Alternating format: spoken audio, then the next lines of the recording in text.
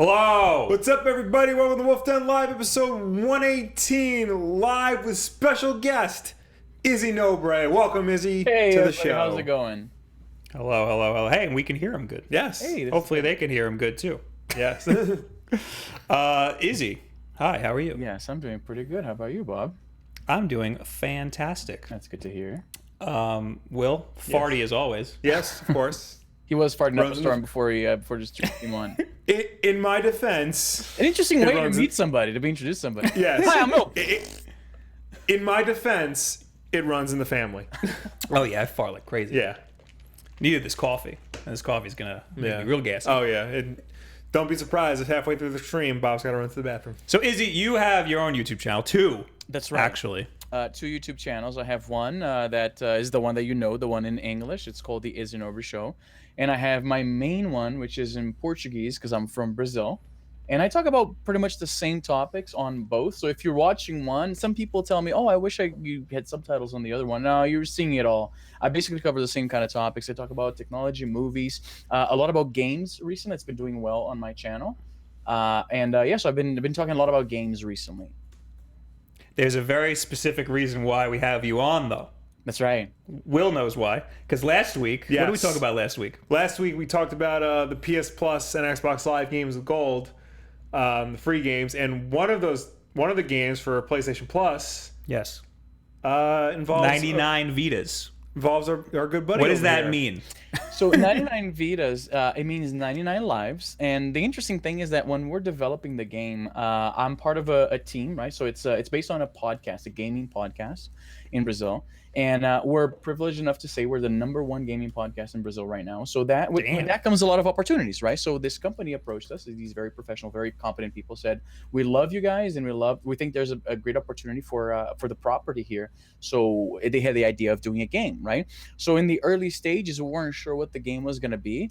And we kind of started working together with them, and we thought, we all love gaming. We all love old school games, right? Like 90s, 80s. This is when we grew up. And the idea of creating a beat 'em up came up. It's a style that you don't see that many games in that genre anymore. So that's the direction we took it.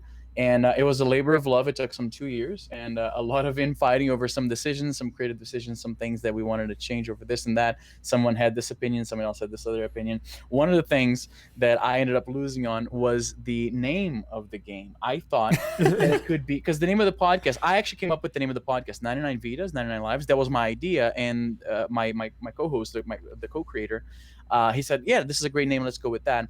So when we went to create the game, we're like, okay, so do we keep the name of the podcast, or do we translate it so it has more mass market appeal? And I was in the opinion that, yes, we should translate it to 99 Lives so that we don't have to always explain to people what it means. But I lost in that decision 3-1 because the other guys felt that it was important to keep the brand consistent across like the different mediums that we produce, and it makes a lot of sense. So the only problem is we always have to say, oh, it means 99 lives when we're talking. I knew it. I should have guessed because I knew it was lives. Yeah, should have guessed. Makes sense. I mean, Vita means life in PlayStation Vita. Yeah. Right. So Portuguese isn't that far off from Spanish. No, it isn't. It's Right. very close. So, in fact, most people speak, like Brazilians can, for the most part, understand Spanish almost fluently. We can't speak it very well. The interesting thing is that doesn't work the other way around. Spanish speakers, they have a lot of problems understanding Portuguese, which I always thought was, Really? Yeah, it's very weird. It only goes one way. I always thought that was very weird.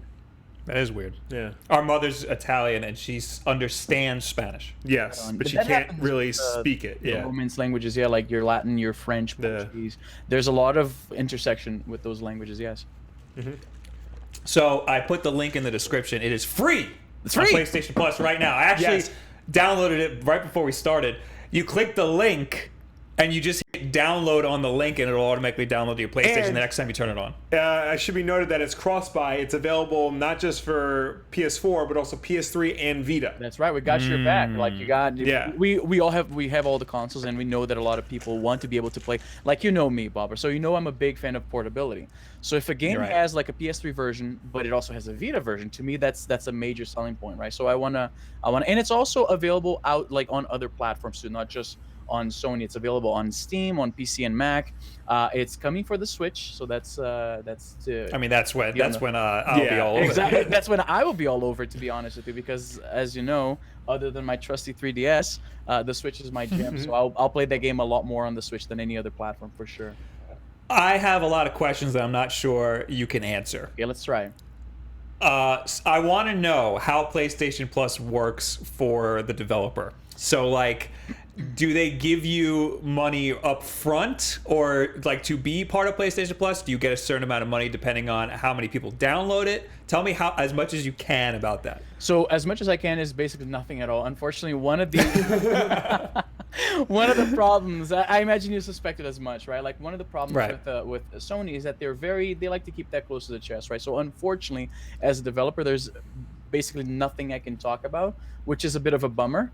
But it's kind of the deal that we sign up for. I can tell you that it's great for a developer to have our game out there to a large audience like this, because when people see, like, we had a game on a deal on Steam for a while, right? And I think it was $3 at a point. But to some people, like especially the younger people, even $3 is like it's kind of a thing, because they don't have their own credit card. They have to ask their parents and stuff like that. They have to get those like Steam credit cards or whatever you get. It's like the gift cards, yeah. Yeah. So even if the barrier of entry is very low, to a lot of people, it's still, it still is a problem to get the game. And some people pass the game even when it's very affordable because they just can't get their hands on. So having your game free for anybody to download and enjoy, it really bolsters the install base, right? So it's great for us to have our name out there like that, for people to be downloading the game in the volumes that they are. So it's definitely awesome. Now, of course, it's in the description. Download. Just click the link if you have PlayStation Plus, free, and then just hit download. You don't even have to download it on your PS4. You just click the link and then hit download. Yeah. It'll automatically download next time you turn on your PS4. Or your Vita if you're one of the 5 people who. Or your Vita. Or your PS3 if you're still rocking a PS3. If you're living in the dark ages. Yes. Will. Yes, Bob. In the beginning of the month, we always talk about the free games for PlayStation Plus and the free games for Xbox. Yes. What we got to start doing is adding the free games with Twitch Prime. Because if you don't know this, we're on Twitch and you can subscribe to us with Twitch Prime. I do have a question. Yes. When do they usually announce? I don't know. This went up. This says March 13th. This article. Damn, that's early. Yeah. I think. Well, actually, no. These are only available from March 15th these are the to March 31st. games. Oh, so this is old. Uh-oh. I think they announced the April games. I think when they announced the initial lineup, there was also the April games. Let's go to the twitchblog.tv here. It was a little. Are you talking about the Sony announcement for the games that will be available on PS Plus? Is that what you're talking about? No, I'm talking about if you have Amazon Prime, you can also get Twitch Prime. Right, and you get one free subscriber a month, right? And you can subscribe to somebody on Twitch. Yes. For free once a month. It doesn't recur. It's just one time. You just subscribe to somebody on Twitch. But also, if you link your Amazon and your Twitch account, you can download free games every month, just like PlayStation Plus and Xbox Live. Yeah, I have the list of April games. Can you copy and paste it to the Keep? Yeah, it's a Forbes article, so I apologize. Oh, Forbes. I love Forbes. Forbes is the best. So this month for Twitch Prime, you get... Wait, is this it? This is April. Twitch Prime for April. Yeah, and these are all different games. It's Tales from the Borderlands, SteamWorld Dig 2, Kingsway, Tokyo 42, and Dub Wars. SteamWorld Dig 2? Yes. That's a big one. I like that. Have you played that? Izzy? It's on the 3DS, so of course. Oh, excuse me. There you go. If you didn't know. It's release, so of course I'm playing it. If you haven't watched any of our other content with Izzy in it, you know that Izzy is Mr. 3DS over there. I'm keeping it alive. I'm keeping the dream alive. Yeah, you really like with a defibrillator you are. Yeah. It's a good game. It's a great game. I was happy to see it coming out on the 3DS, getting a little bit more out of those legs, right? So it's a good game. Tales from the Borderlands is something you wanted to play also. Yes, and I have it because I got it with one of the other. I forget if it was Xbox Live or PS Plus. Because I like the Telltale games a lot. I actually just finished Batman Season 2. And yeah, this seems like it'd be something more my speed. Because I don't know if I hate Borderlands, the regular series, because of its gameplay and because of the universe, or... Because I like the universe. Nobody in that game shuts up. I know, but that's it. That's the charm. Annoying. especially the Claptrap. Oh god, I hate Claptrap. I really do. Claptrap, the guy who plays the Claptrap, now works for Rooster Teeth. Really? Yeah. Oh, look at that. As a game developer. He's actually a developer. He's not a voice actor. Oh, yeah. But he's also a voice actor, I guess. Right on. So I guess we should get into some actual news. Yes. The first thing that I have here to talk about, there's not much going on this week. But the first thing that I have here is that Nintendo is going to have a bunch of crap at PAX that I wasn't expecting. Oh, nice. They're like a bunch of games that are unreleased that you'll be able to play at PAX East, which I will be at. You will be at PAX East in like 2 days. Yes. It starts tomorrow. I didn't know that. Or if I knew that, I would have gone. I would have like booked my hotel earlier. But anyway, so far, what they're going to have there at the booth, Donkey Kong Country Tropical Freeze, which is not out yet. I mean, it's out on the Wii U, but it's not out yet. Hyrule Warriors Definitive Edition. That's cool. That's not out yet. Which is not out yet. Sushi Striker: The Way of the Sushido, which I forgot, and I really want to play, actually. They showed Dark that Souls at the Direct, right? If I'm not mistaken, at the last. Yes. Oh yeah, we streamed that together. And no, we didn't. That was Dan. That was not you. But gasp. But yes, that I was excited for that game when I saw it for some reason. I don't know why. It reminds me of like Yoshinoya Beef Bowl, like those games. Dark Souls Remastered is also going to be there. That's big. Wolfenstein 2, the new Colossus, which doesn't come out until the end of the year. Yeah. I'm very excited for that one, but I'm tempering my expectation, right? Because like when Doom came out for the Switch, I bought it on principle. I thought that I want to see these kinds of games on the Switch, and I feel that it's important as a consumer for me to vote with my wallet, right? And I played very little of it because I couldn't. There's something about the sensitivity of the controls that I couldn't quite get right. The people over at the Switch subreddit on Reddit, they have these little tips and tricks to kind of fine-tune the sensitivity. I tried with the Pro Controller. I can't put my finger on it, but there's something kind of funky with the controls in that game, and I had a hard time enjoying it. I want to jump back into it to get my money's worth, but now that's kind of the feeling I have with Wolfenstein, because I'm wondering, like, is this something that for whatever reason I can't explain why the controls feel so weird, and I wonder because I never played any other first-person shooter for the Switch. I'm not sure if they're easy. I had a fine time with Doom. I didn't try the motion controls. Yeah, I didn't try the motion controls either. I hear they improved this experience a lot. Yeah, I heard that too. I've mostly played Doom in handheld mode, and like to me, I was just blown away by the fact, because I already played it on the Xbox One, and I was just blown away by the fact that it's the exact same game. Yeah. That I can play on the toilet. It's pretty awesome. With regards to Wolfenstein, I'm currently playing that on my PS4, and I'm pretty sure I'm right at the end because difficulty just ramped up substantially. And it's a really good game, but part of me is regretting that I didn't wait for the Switch version so that I could just pick it up and play whenever I want. You know, I have to go downstairs, turn on the PS4, turn on the TV, all that. I don't have it because like once you have the Switch, the ability to just pick it up and play whenever is a beautiful thing. If like that's why that's my main thing now. Yeah. Like if a game comes out for everything, I want it on the damn Switch. Yeah, that's why I waited for South Park, because I'm like, there's no way this is not coming to the Switch, and it is. So I'm definitely getting that. That's the same with me. If I'm a big fan of portables, right? Like I'm not sure if you can see it. I have like Game Boys lying around everywhere. I have Game Boys on my wall here. I'm not sure if Will is. Yeah, you got a good looking setup right there. Let me make that bigger. Those are nice. Yeah, keep that going. Yeah, so I have like a Game Boy collection here. As you can see, they're all on little frames. Oh, just humble brag with the plaque. Just humble brag here a little bit. Yeah, just humble brag with the plaque. You have one too. You can't say nothing. I know. This is the old one too, so the layout yours is much nicer. So is it really? There's a newer one. Yeah, there's an even newer one now. Look at that. So like the frames are a little thinner. And the frames, down here, it was colored. You see? Yeah. This month they came out with a newer one. Really? Oh, really? So ours is even old now. Wow. Yeah. It looks nicer than mine, that's for sure. So I like how it looks like the Game Boys. The rest looks of like the same case. Yeah, it looks kind of it's got a thing going on here. And that's not even all the Game Boys I have, right? Like I believe it. A bunch. So I've always been a fan of portables my whole life, and the idea of a console that is essentially a mix between a regular, let's say, tabletop console and something that you can carry with you on the go was something that I was on board right away. I was a little, because of what happened with the Wii U, I was like, can Nintendo pull this concept off? Right, because the Wii U felt like they were kind of hinting at going in that direction, but they didn't commit fully, right? Like the whatever you call that, the controller for the Wii U. They had a little, I think they just call it the gamepad. the gamepad, right? Like, Yeah. So I had a feeling like, are they gonna actually fully bake this idea, or is it gonna be like the gamepad? Like, so when it was clear that no, this is basically a portable, like a system that you can play in the living room, and you can just pick it up and move and play wherever, as Will was saying, in the toilet.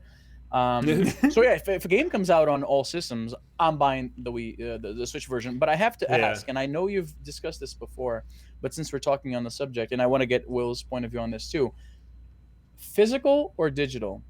Digital. For the Switch or in general? For the Switch. For the Switch, I'm digital. But I don't know if that's the right way to go. It's tempting because the physical games are usually a lot cheaper. Because like Amazon always has sales on specific. Yeah, Amazon always has sales on the physical versions. You know, you can go to like GameStop or eBay and get the physical versions for a lot cheaper than you can the digital. Because the digital versions, you're pretty much married to what Nintendo is doing, and Nintendo doesn't really like have sales very often. Amazon was running a sale on Odyssey for a while. It wasn't much. It was only like $10-11, but I snagged it then. $10, right? That's another digital download right there. Exactly. I'm only saying physical because you can't transfer digital files. That's another thing too. You can't transfer your digital until games. they like fix that whole situation. Like if I break my Switch, I'm screwed. My games are gone. Yeah. You know? Yeah. But going back to Wolfenstein for a second, it is a very different. It's still a first-person shooter, but it is a very different game from Doom. It's much more stealth focused. It's at times a little bit slower, and it has much more emphasis on like the story aspect of it. Right. So in that regard, because Doom is like very fast, very like kill everything right now type of game. There's a so sense I of feel urgency like that I feel needs the accuracy, right? Like maybe that's yeah, what exactly. A game like Wolfenstein, I feel like they can get away with maybe not necessarily like less accurate controls, but less accurate than Doom, I would say. Did you play, Izzy, the first Wolfenstein or the last Wolfenstein? Wolfenstein: The New Order. No, I didn't play the new generation Wolfensteins. No. Yeah. So I've been playing. I played The New Order. I loved it. I thought it was great. I'm playing the new Colossus now. It's good. I don't know if it's better, but it's still very good. But yeah, there's a lot more stealth elements in this one. There's a lot more being patient with what you do type of situation. So I feel like the Switch might be a good fit for it. I'm fixing our audio sync, so the audio might sound a little weird for a second. Okay. Just throwing that out there. Just so you know. Let's finish talking about the games that they're gonna have at PAX. Okay. Wolfenstein 2: The New Colossus, Yes. which again doesn't come out to like December, I think. No, I think it comes out in the summer. Summer? Yeah. I thought it was the end of the year. I'll look it up. You keep reading the... Okay. Also, AJ, DM me how that sounds, if this is better. Sorry, everybody, that our audio's out of sync. Listen, this is a minimal technical difficulty for all the crap we got going on, all right? It's true. Also, I forgot to do a local recording. It's your fault because you didn't remind me. Travis Strikes Again and No More Heroes. Nice. Which I have an appointment to play, not at the Nintendo booth because Nintendo doesn't like me. But it might actually be, they emailed me, it might be off-site. Really? It might not be there, yeah. Interesting. I don't know what the deal is with that. But I am excited for that. I've never played a No More Heroes game. You've played No More Heroes. No, actually. I've always never wanted mind to. then. Oh yeah, I've never played No More Heroes, so I'm excited for that. SNK Heroines Tag Team Frenzy. I have no interest at all to play that. Crash Bandicoot Insane Trilogy at the Nintendo booth. Nice. Oh, That's interesting. Yeah. Apparently we're still a little bit out of sync. I'm going to fix that. 1 second. Amazon has this as Wolfenstein as December 31st of 2018, which means it doesn't have a release date. December 30th. Oh, but it's December. December 31st. Does that mean it's any time I feel like during it's the a year? placeholder. Oh, I thought that meant... That way, yeah. That's an odd date for a game to come out. Yeah, like specifically, like New Year's Eve. Yeah, what the hell? AJ, tell me now how that sounds. Also, AJ is going to be at PAX. Yes, I knew that. And both of us are going to be playing Travis Strikes Again. Nice. Yay. That's fun. What are you looking forward to the most at PAX? My conversation with Greg Miller and Joey Noel, actually, on Sunday. Oh, and the meet and greet. We're doing a meet and greet. Oh, nice. That too. But mostly the conversation, because I'm excited to sit down and talk to one of the people that I look up to very much in video games space. And again, I will be at the New York Auto Show at the Jacob Javits Center this Saturday. For those of you in New York who are into cars. You have to watch Gus. Oh, what's his name? Gus Johnson. Gus Johnson on YouTube. He has a good video of him at the New York Auto Show, or at an auto show. It's very funny. I will watch it. I will be taking over our Instagram account, which is me at the auto show. Just like a heads up. No. Well, no, you can't take over the Instagram account. I'm going to be using the Instagram account. It's our Instagram account. I know, but there can't be two stories going on at the same time. I don't see why there can't be. Take a bunch of stuff, and then in the middle of next week, then post them. Stories are confusing enough as they are if you think about it, so it's okay because like you'll be scrolling through stories and it's like, oh, there's this, like I follow a lot of people in the retro gaming community, so it's like a bunch of Game Boys and DSs, and then there's a thing of a concert, then there's somebody walking by the lakeside, then there's another concert. It's all a mess anyway. Yeah. I'm fixing our audio again. 1 second. All right. All right, how's that, AJ? Oh, how's this? There we go. Anyway, more games. There's a bunch of indie stuff. Just Shapes and Beats. Just Shapes and Beats. I hope it's just Shapes and Beats.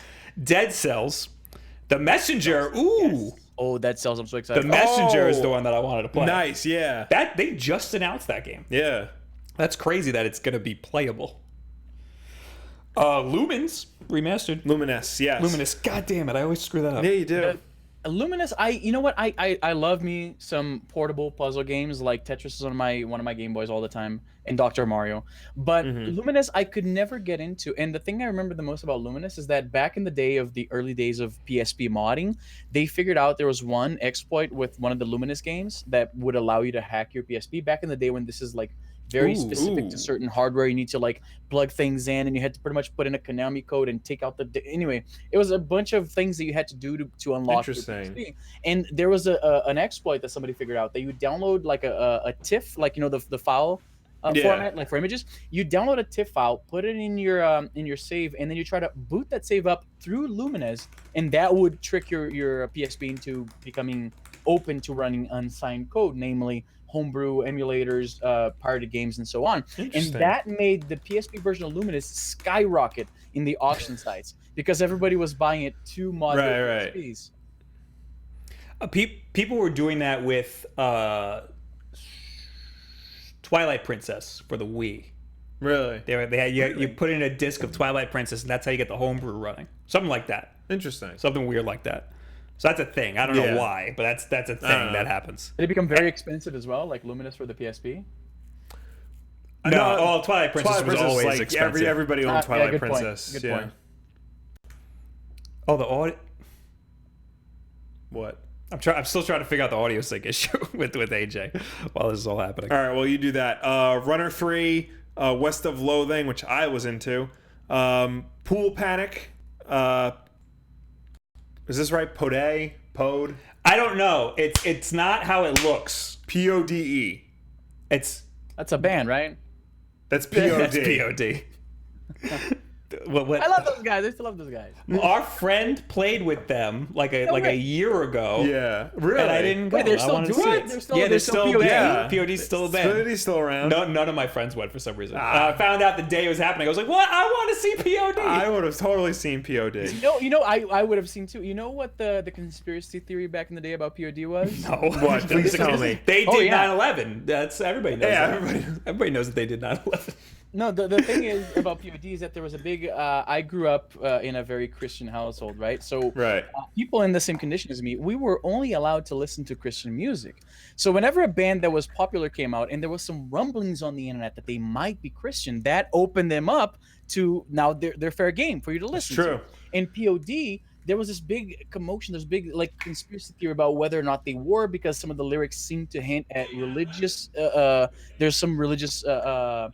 Tones to some of their music, and there were some rumors that they started out as a Christian band, but then they distanced themselves from that demographic. Same thing with Evanescence, with Nickelback at first, because they started playing in church. So really? we were on the look. That was the exploit. That was like our Luminous to unlock our PSP. We had to look out for if the band had any kind of religious influence, if they were Christian at some point, or if they played at a church at some point, we could bring the CD back to mom and dad and say, hey, these guys sing about Jesus. I can listen to this in the car, right?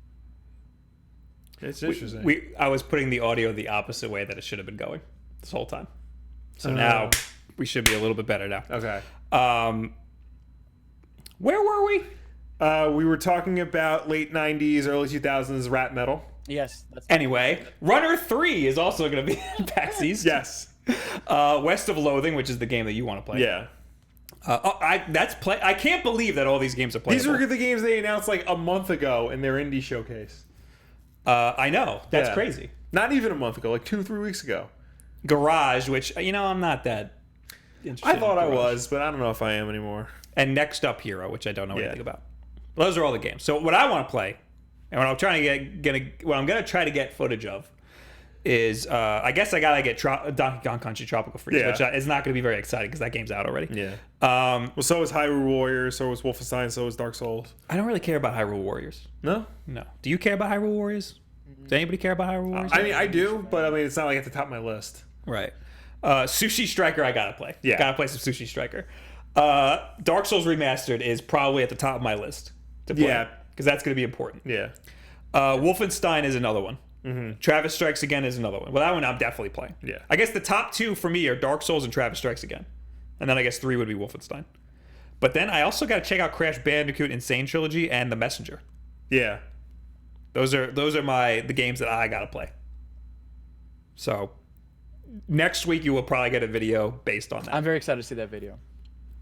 Oh, thank you very much. You're not going to be there. I'm not just saying this. You know I'm a fan. You're not going to be there, but you're going to be at VidCon. You're tempting me to go to VidCon. Come on, dude. Let's do VidCon. Let's do it. Let's do it together. We're going to be strolling through the hallways, hand in hand. Skipping. Yeah. Skipping. I skip.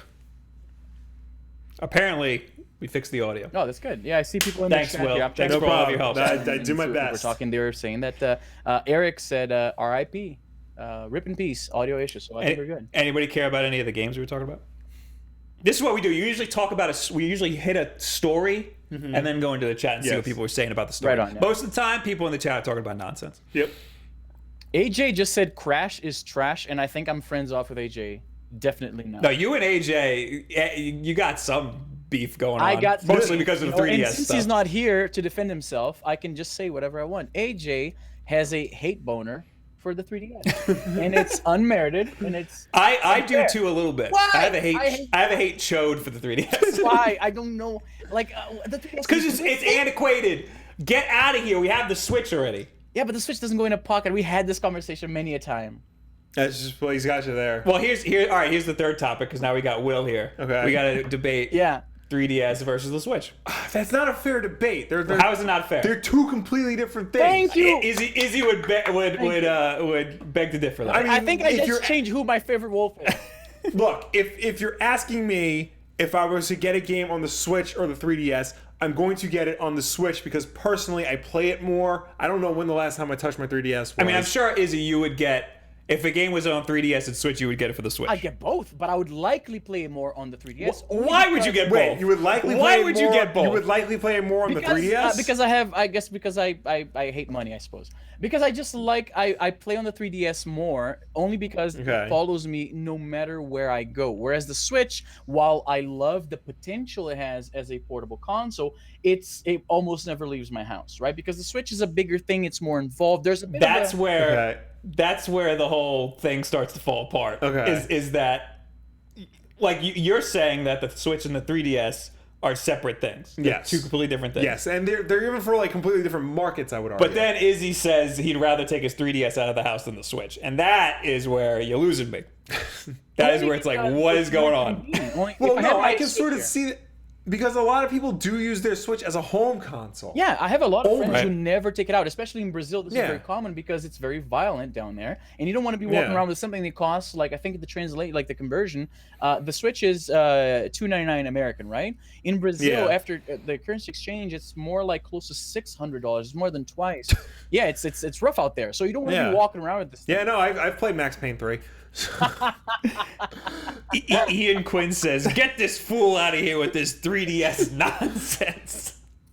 That's the type of vitriol I like seeing in this chat. I'm losing. I got 2 right here, buddy. I got 2.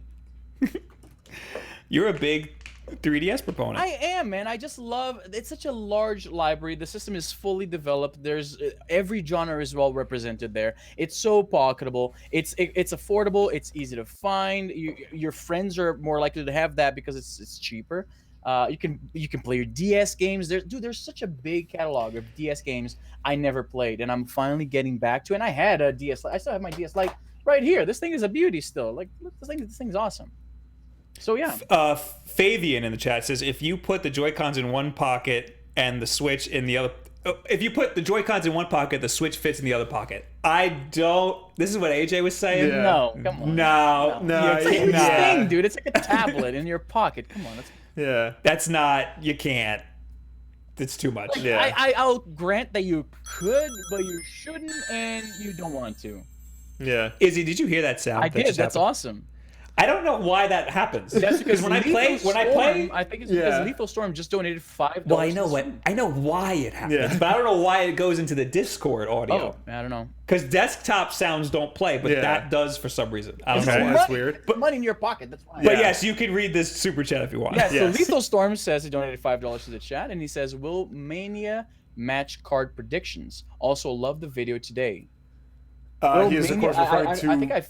He is, of course, referring to WrestleMania. Oh. Izzy, that is a wrestling thing. Okay, I don't know if you're into professional wrestling, sports entertainment. For Will's prediction on my predictions for WrestleMania that's coming up.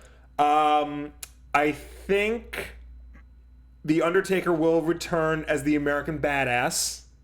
Not the motorcycle guy. Because Kid Rock's going in the Hall of Fame, and Kid Rock played his theme music.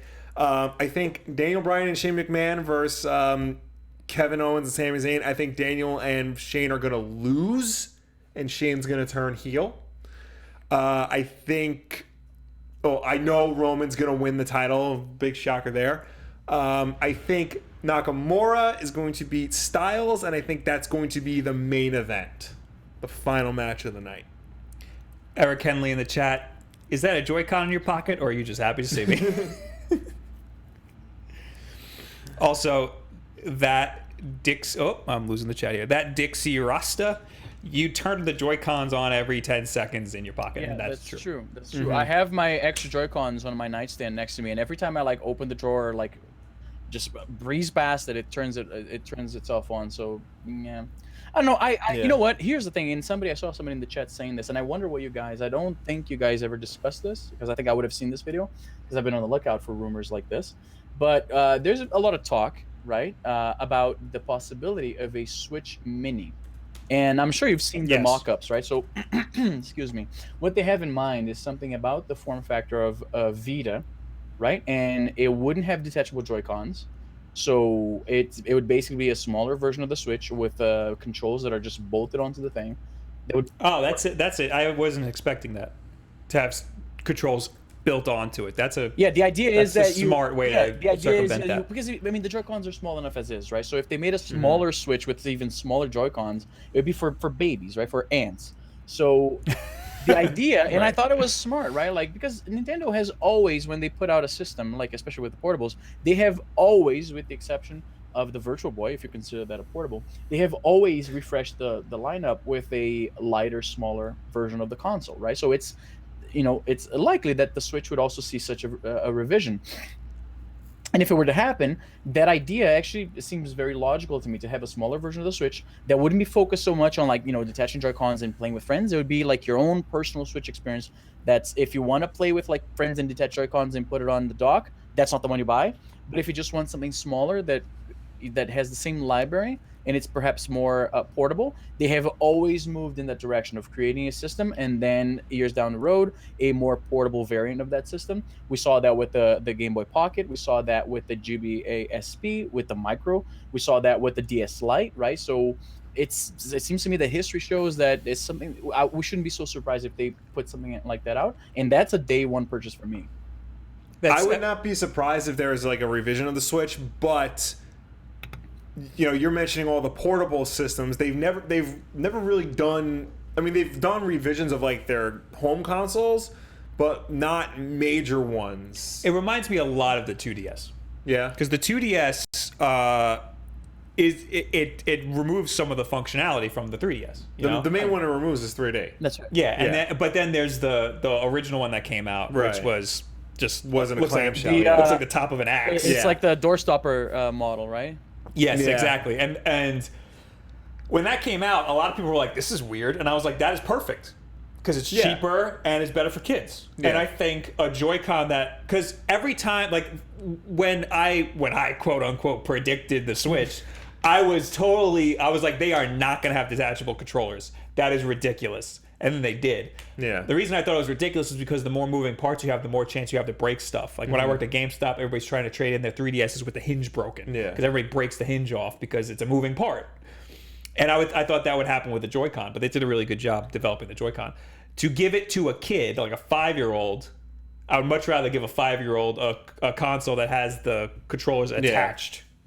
I don't know. I don't see them unless they like have like in terms of features, like the main features like motion controls, the IR sensor, plays all the same games, same internet connection, all things like that. Unless that's the same across the board, I don't see them doing a revision of the Switch in any capacity.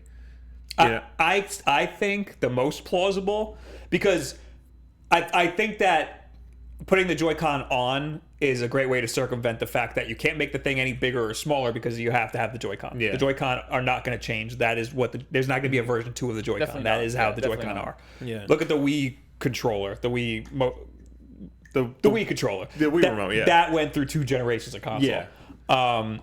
I think the most plausible is that they just get rid of the bezel and they make the screen bigger. I think that's the most plausible. Yeah. Also, too, like, the main gimmick of the Switch is, it's a home console and a portable. Like, if they get rid of that, Right. Then what is it? Jesse A in the chat says, I am kind of fat and the Switch fits perfectly in my sweatpants. There you go. Are you one of those people who wears your sweatpants out of the house? That's a no-go for No, me. It's come a on. no for me. What about if you're going just to Walmart? No, never. no, Walmart, that's the type of people. Yeah. When I was in Almond college, milk because yours went bad. You still not? Almond milk. Hey, it's good when for I you. was in college, and I would see all the people wearing like their pajamas or their sweatpants to No, class. don't go to college in I your pajamas. hated those people. I always put on jeans. No Show some matter respect what. for the people Yes. around you. Absolutely. Put some pants on, I think for the love of God.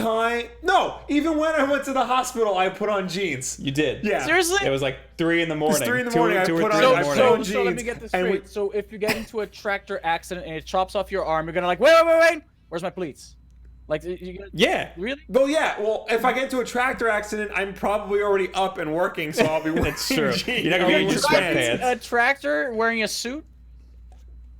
I mean, No, whoa. No. It's a We're very not fancy in, we're not tractor. a suit. No, not suit. We're just like not pajamas or sweatpants. Okay, there's only Yeah, two. pajamas, It's either sweatpants are for the pajama and house. Sweatpants with coffee stains or a suit. That's it. Oh, that's it? Yes. Well, I mean, no, you just can't leave the house I'm in an your extremist sweatpants when it Yeah. comes to this. or you're going to the gym. You can go to the gym and whatever the hell you want. Yeah.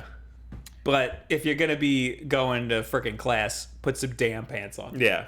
All right? Fair enough. AJ brought something interesting here up. He said, sarcastically, as AJ is ought to do, "Hey kids, remember Labo?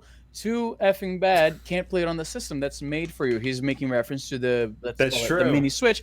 Yes, that happens, but you gotta think of that.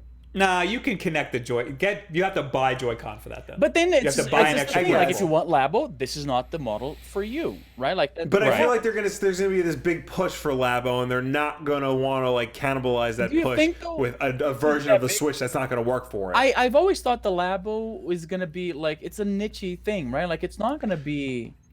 Don't you think? Like I don't know. yeah, it's not a core niche thing, but I feel like they're gonna push it enough that they're not gonna want to release a version of the Switch that you can't use it with. I think if they release a new version of the Switch, we're like a year or 2 out. Yeah. Oh, absolutely, no doubt So about that. Labo's going to be Yeah. No way doubt about old that. by Yeah, then. so Labo Yeah. will If be. anything, if they release a new version of the Switch, the tablet part is what's going to change, not the Joy-Cons, not the dock, then nothing else. So you're thinking like small. You're thinking like baby steps, right? So smaller bezel and exactly, because they're going to want the accessories to all work. Fair enough. The same. Smaller bezel, maybe a faster processor, maybe a bigger hard drive space. That would be a very welcome change. That's yeah. for sure. an improved kickstand and a better SD card slot. Christ, that's Jesse terrible. Yeah. Jesse A says, my sweatpants are Michael Kors with lambskin leather on the pockets, and I got them from Neiman Marcus, so you can bet I wear them out, man. Fair enough. I hope that's true, because that totally just defeats our argument. I need a picture tweeted out of these freaking sweatpants. All right, let's try to plow through some stories here. We're like an hour into the show. This is one that I didn't have originally, but AJ brought to my attention. Okay. Nintendo is making a new engine for Switch developers. Ooh. Yes. This is from NintendoToday.com, which I don't know how. I've never even seen this website before, so I don't know how much I trust this. But this is from yesterday. Nintendo is making a brand new game engine for the Switch, and they've shared it with a few select developers at GDC 2018. Oh, so that has to have some clout to it. The new engine is called Bezel. Look at that. And that's about all we know right now. Nintendo held a session at GDC, Game Developers Conference, behind closed doors last month where they shared the technology selected developers, and showed how the engine made it possible, quote, to create games in a short period of time while keeping development costs as low as possible, end quote. Maybe Nintendo will share more details at E3 in a couple months. Then there's like what looks like a PDF document that says Bezel Engine Nintendoware TM. Nintendo has a face as a software maker that delivers various game titles to customers, but it is also a platform holder that provides development environments to game developers. Among them, we have asked developers of games for Nintendo platform, quote, to provide an environment that can create interesting games in a short period of time while keeping development costs as low as possible, end quote. Middleware called, quote, Nintendoware Bezel Engine, end quote. We are developing and offering in this session. We introduce the concepts and features of, quote, Nintendoware Bezel Engine, end quote, and the points we focus on during development. So, they're making a game engine. Yes. Nintendo has incredibly polished games. Yes. This will be an incredibly polished engine. If it's used properly, yes. If it's used properly, Yes. explain. Well, if they give it to a third-party developer who doesn't know what they're doing, it's all about who's using it.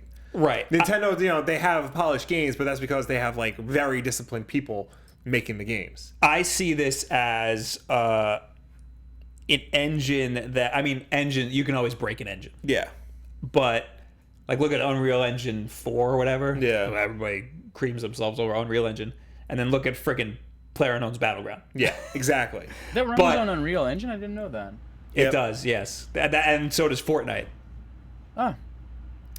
Well, actually, I don't know if Fortnite does, but Fortnite's made by Epic, who makes the Unreal Engine. So chances are it's running on Unreal. Yeah. But anyway, I see Nintendo making an engine that can break, that is less likely to break, right, than a traditional game engine. Of course, developers can break it, but I think that this is awesome. I think this is really cool. Yeah. And it'll make things a lot easier for a lot of people, especially to make Switch games. Yes. And any developers need more tools to make Switch games. Absolutely. And third-party developers in general, because, help bring things to the Switch. Will, I know you're looking at it. Yep, LK, my best friend LKM Cherokee, thoughts on Dark Knight's Metal 6 and Doomsday Clock 4. I've read them both.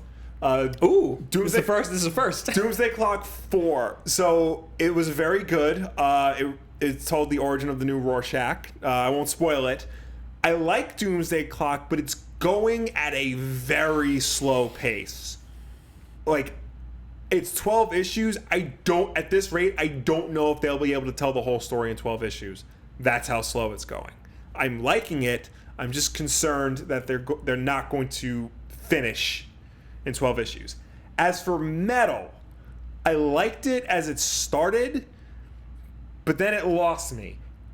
Small spoiler for Metal 6, but halfway through the issue, the artwork changes, and now it's like a few months into the future, and like they're all wearing tuxedos, and they're in Wayne Manor, and like they're talking about the future of the Justice League. It was very weird.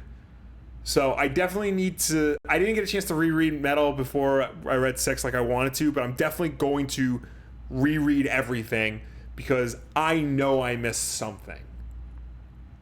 So as of right now, I feel let down by the last issue of Metal, but I'm going to reread it because I know I missed something. So I'm going to give it another chance. V Kermode in the chat says, anyone play Metopia? Just wondering, XD. That's defunct. That's shut down. Also, I think he's talking about that. Isn't there like a Me Stories or whatever on the 3DS? Maybe that's what he's talking about. Well, wasn't that Tomodachi? get your head at 3DS. Well, no, in all seriousness, wasn't that Tomodachi Life? There was Tomodachi Life, but then there was Me. There was a Me game on the 3DS, and I suspect he might be referring to that because Metopia shut down a while ago. Mm-hmm. It was Me something. It was like an RPG. Yeah. It's the one where you can have your friend's face on the. Is that Tomodachi Life? Yeah.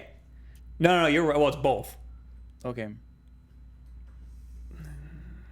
Metopia for 3DS. No. Is that the one? Oh yeah, that is the one. What the hell's the one for the phone?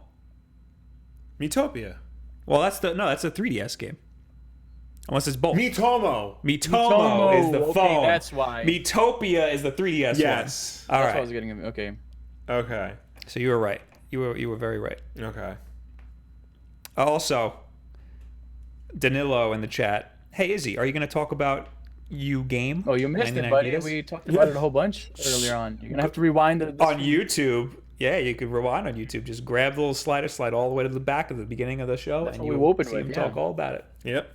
Or wait till it's over. All right, let's plow through some more stories here. Yes. I got one from the dailystar.co, which is very unreliable. Pokemon Nintendo Switch game leaked, but don't expect it to rival Zelda or Mario Odyssey. Nintendo has filed for a new trademark that suggests we can be seeing more Pokemon games on the Nintendo Switch sooner than we thought. Whoa, no way. There's gonna be a Pokemon. Nintendo. Wait a second. Nintendo's planning a Pokemon for the Switch at some point. This is some breaking news right here. Well, here's the thing. Nintendo, Game Freak, and Creatures Inc. have applied for a trademark in Japan for, and then they give you the kanji for some reason, as if I could read that, the characters usually used when referring to the Pokemon Rumble series. According to the dedicated Pokemon site, Cerebi, yeah. That's a Pokemon. Yeah. I know this. The trademark in question comes from the Japanese name for Pokemon Rumble, the last entry of which we saw way back in 2015. Pokemon Rumble is a series with 4 released games so far, operating across the Wii, 3DS, and Wii U. It's interesting that Nintendo has opted to renew this trademark since the Pokemon Rumble series was sort of carried on by Pokéland. But if it means a new Pokemon spin-off game for the Nintendo Switch, we're sure people are going to be pleased. All right, that's all I need to say. Nintendo files for trademarks all the time. This doesn't really mean much. But it could, I'm sure there's going to be Pokemon games other than the mainline Pokemon series on the Switch at some point. Also, this could mean a port or a virtual console. Mm-hmm. Although it said it came out in 2015, so maybe not a virtual console. Well, how many Poké Rumble games have there been? Not that many, I don't think. I want to say 3. Has there been that many? Like, how old do they go? I'm looking it up right now. The first one was in 2009. Okay. For what system, though? It was WiiWare. Platform's WiiWare. Yeah. Oh, so this could be...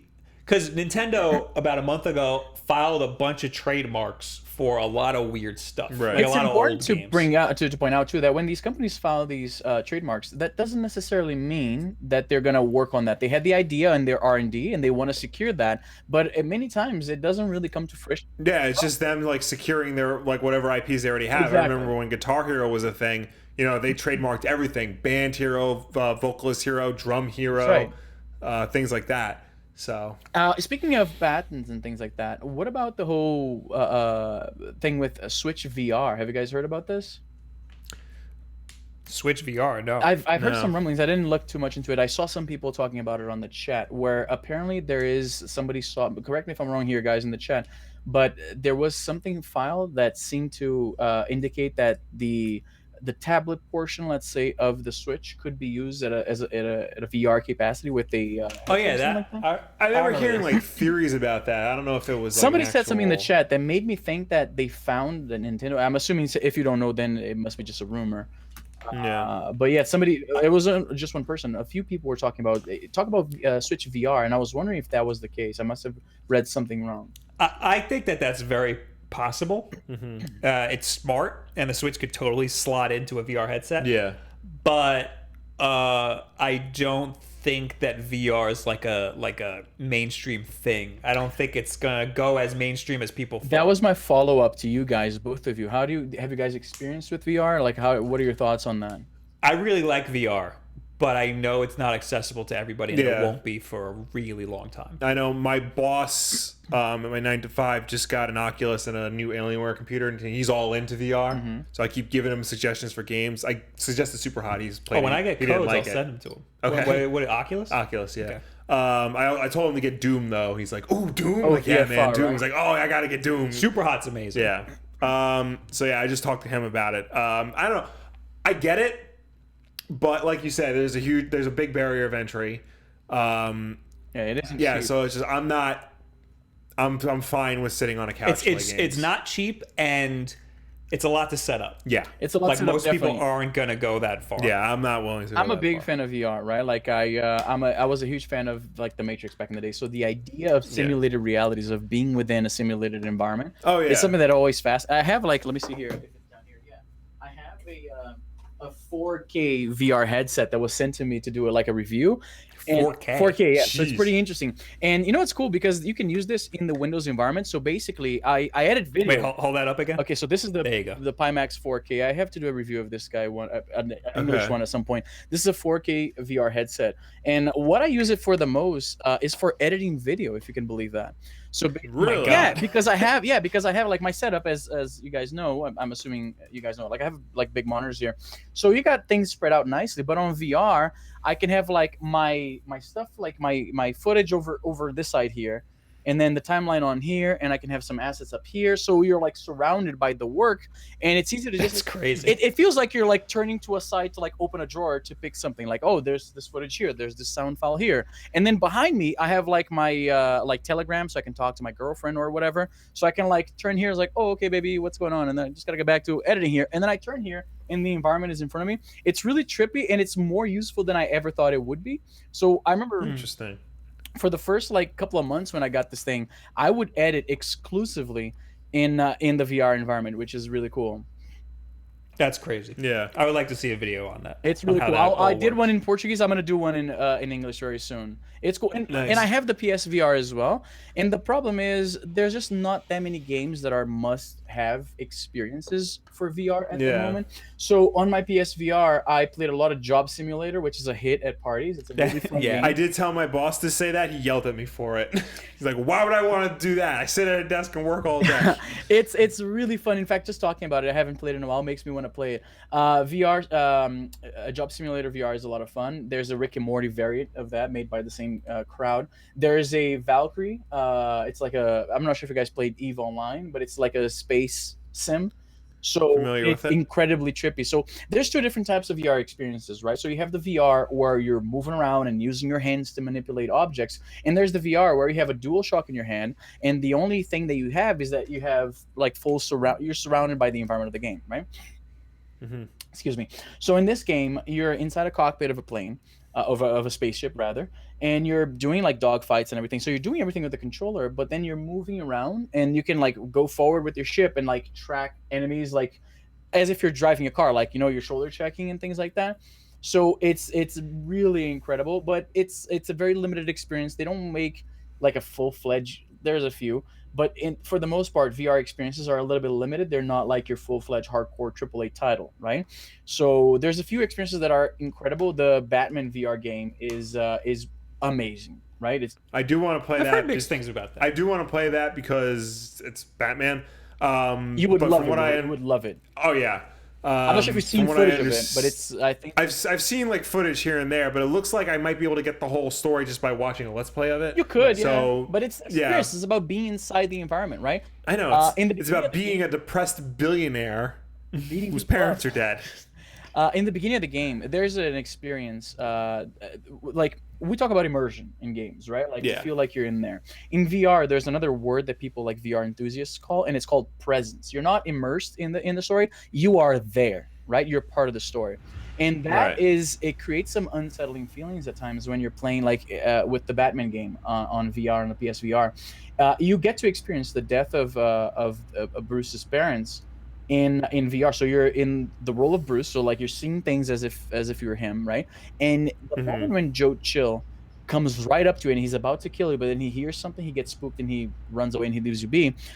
In VR, whenever there is that experience, you have the 3D surround sound in your ear, right? And you have that entity, let's say, like the character leaning right up close to you. It's extremely unsettling because it feels so incredibly real, even though the texture, you wouldn't confuse that for real life, but to have that 3D environment and you can see it from different angles and everything, it raises, like, it's the hair in the back of your neck is just like standing on end.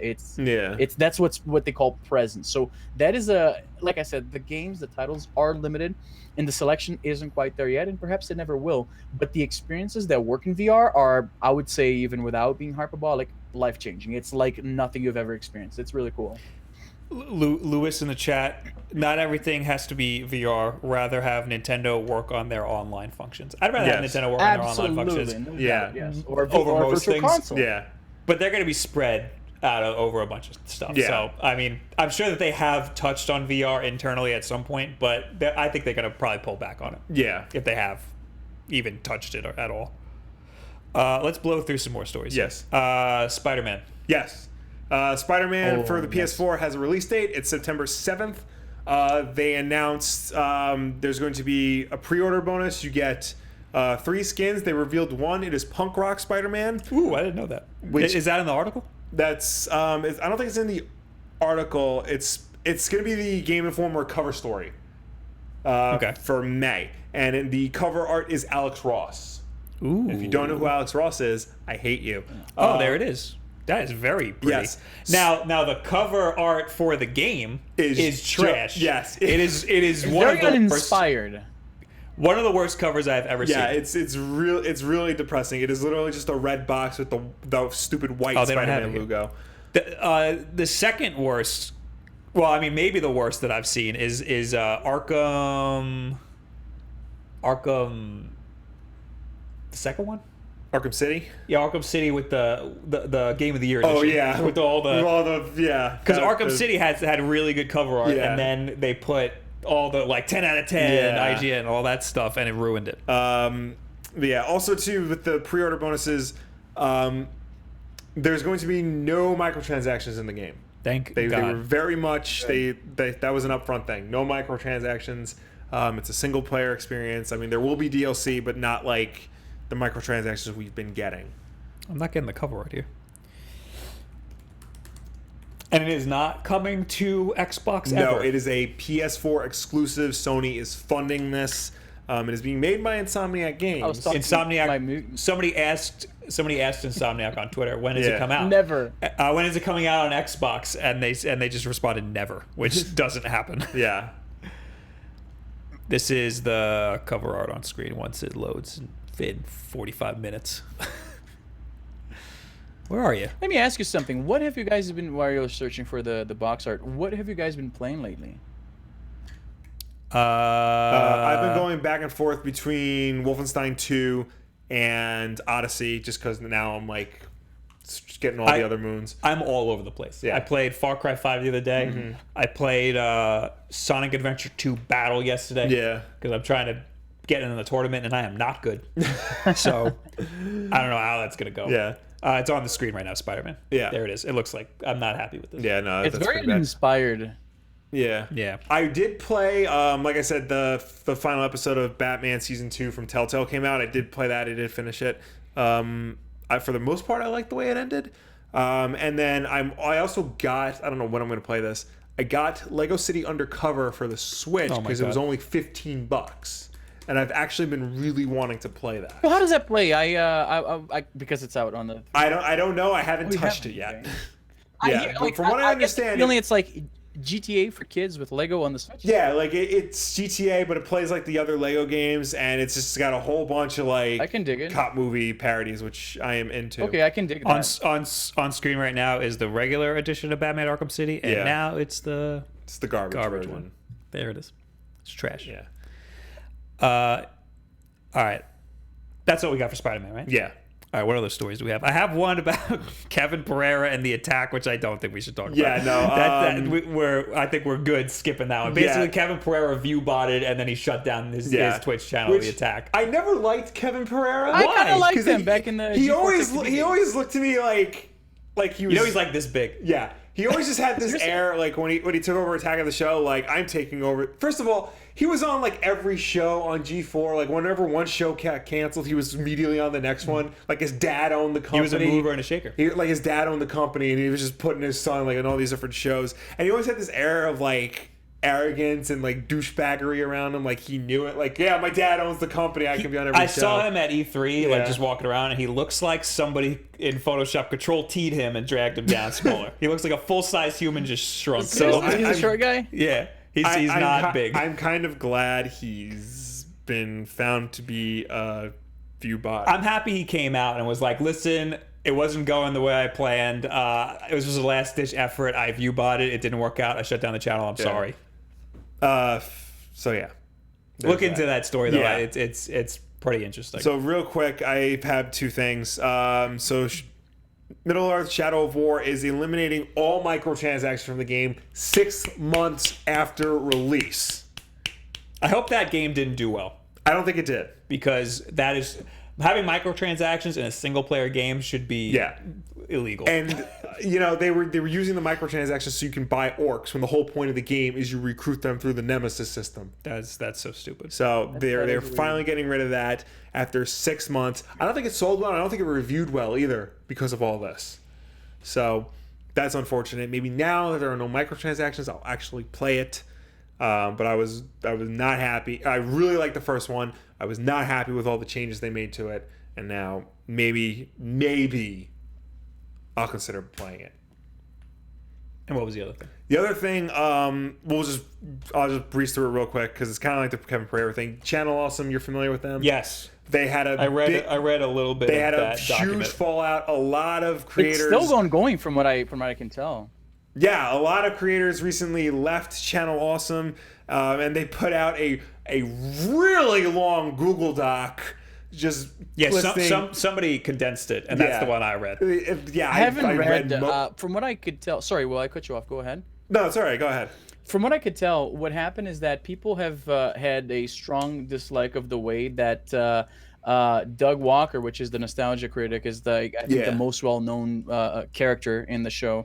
And the guy who is the CEO of the company, a guy called Michaud something, I can't remember. It's like Mike Michaud or Michaud, something. He's a like behind the scenes kind of guy. He doesn't really come on screen.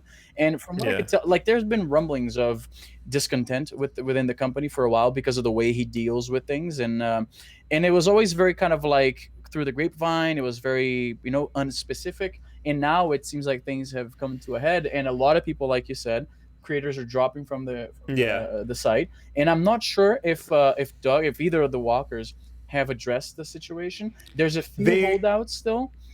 Yeah, they released an apology on their Twitter page, and it was like a very like sorry not sorry kind of thing. Okay. Like the line that jumps out to everybody was they said, "We regret that you felt that way." Oh, that's a bad look. You can never say that. Which was basically that is never okay to say. Yeah. That's messed up. Like the whole thing was them saying like, "Oh, Channel Awesome, we've tried to do like this and this and this. We regret that you felt this way. Moving forward, these are all the things we're gonna do." That's what you say to that's what you say to a girlfriend when you don't know want you're to right. apologize. That's when your That's child. when That's when your apologize. child is being a brat and they're saying like, and you're Yes. gonna punish them. And they say that's unfair. That's you say we regret that you feel that way. Yes. So It puts the they- blame on it's you not a for good feeling thing to that way, say. Not No. on. It's not a good thing to doing say. What made you feel that way? If you have time, I would say read the full Google Doc. I mean, if you It's have the time- 63 pages. Yeah, it's if I remember really correctly. long. A lot of it was so the Walker brothers and Michaud, I think that's how you pronounce his name. Like they're really bad at communicating with everybody. Doug apparently has like no real technical know-how with anything. Like all the like whenever they do collabs, the other creators had to bring their cameras, their SD cards to record on stuff. A lot of it was unpaid. When they did the crossover films, there were no basic things like even a snack table or water. at all. Yeah, it was very poorly managed. People were getting fired just for not answering instant messages. So, yeah, it was pretty terrifying. And I think I once said to you, we should look into getting partnered up with them somehow. And I'm Really? glad Why? like, when we first started a while back, because at the time it looked like, because it's Channel Awesome and the Nostalgia Critic as their lead guy, but at the time it was a place where people would go and start their YouTubing careers. What I found out was all Channel Awesome did was take the link to your YouTube and embed it on their page. They didn't host anything. So it's like, why even bother? I tried putting myself in their shoes, because this happens all the time. Things come out There's about always somebody. fallout. Yeah. These things always happen. Right. I tried putting myself imagine you're running a company with all of your friends, because they're all friends. Yeah. Let's face it. Imagine the Wulff Den has a bunch of employees, and one of the employees comes to me and goes, "Hey, Will has been, very, he's been harassing me." Yeah, I'd be like, Will wouldn't do that, and then I'd have to look into it. Yeah. And be like, but is he though? Yeah. It's I know he wouldn't do that, but now I need to investigate Will. Yeah. And now it's it's a bad situation to be in. Yeah. Absolutely. But you have to. You have to own up to it. You have to be, and they handled it very poorly. Yeah, that was the other thing too. There was a lot of allegations of sexual harassment, and I think there was even an assault charge at one point. And they just brushed it under the rug. I recently worked for a company that was very, everybody was very close. It was a lot of friends working together, and my bosses handled things very well. You know, if something happened, you have to address it and attack it. Exactly. And even it sucks because you're friends with these people, but you got to be like, hey, don't be an asshole. Yeah. You're being an asshole. We're going to have to fire you if you're an asshole. Yeah. You just have to be. If you're running a company like that, you have to be a good person. And these people aren't. Doesn't look like they were doing it well. Yeah. No. You have to be able to stand up to your friends, basically. Yes. Also, from what I've gathered from all this, Doug Walker, who is the Nostalgia Critic, does not own the character. That's a bad place to be. Mike Michaud does. Wow. Yeah. That was a bad deal. That is a very bad terrible deal. Yeah. Because if that were to ever not, if they were to ever not come to terms with the way they are handling things, that means he would not be able to do that solo. He would have to leave the character behind. That's kind of like, I'm not sure if you know this, but a lot of porn stars don't own the names that they use as Really? performers. That's right. If you go, I did not know that. yeah, I used to work. That's why they changed. That's why they changed a lot. exactly. Oh, I guess so, yeah. And sometimes they just change the spelling, so the sound is still the same, so they can still capitalize on the. Interesting. Yeah. So if you pay attention next time you're at your local porn retailer, if you pick up one of the DVDs, you will see that the names often The porn retailer. We frequent those all the time. Porn stop, they call them. You'll notice that their names have either a TM or a registered little symbol next to them. Yeah, because and that's the problem, because they relinquish that identity so that they can get a good deal on some other side. I guess I'll have to check that next time I'm in the porn dispensary. Exactly. At your local, support your local porn dispensaries. You'll see the little trademark. And in a more PG manner, I know going back to wrestling, a lot of those guys don't own their name. Like that will sometimes be owned by the promotion. Like with the WWE, if you sign with them, there's a very good chance they're gonna own your name. And when you go to a different promotion, you're gonna have to change it. The most famous recent example is Cody Rhodes, the son of the legendary Dusty Rhodes. Technically, Dusty. He doesn't own the last name Rhodes because his real last name is Runnels. But even though his dad was the famous Cody Rhodes. So whenever he wrestles now on this indie circuit, he has to wrestle as Cody, even though everybody knows he's Cody Rhodes. Right. And he's made a big stink about it. It's like the McDonald's situation where the McDonald brothers, they lost the right to use their own name, which is their last name. And then Ray Kroc basically stole it from them because he founded McDonald's Corporation, which he said was a real estate company that also happened to make fast food.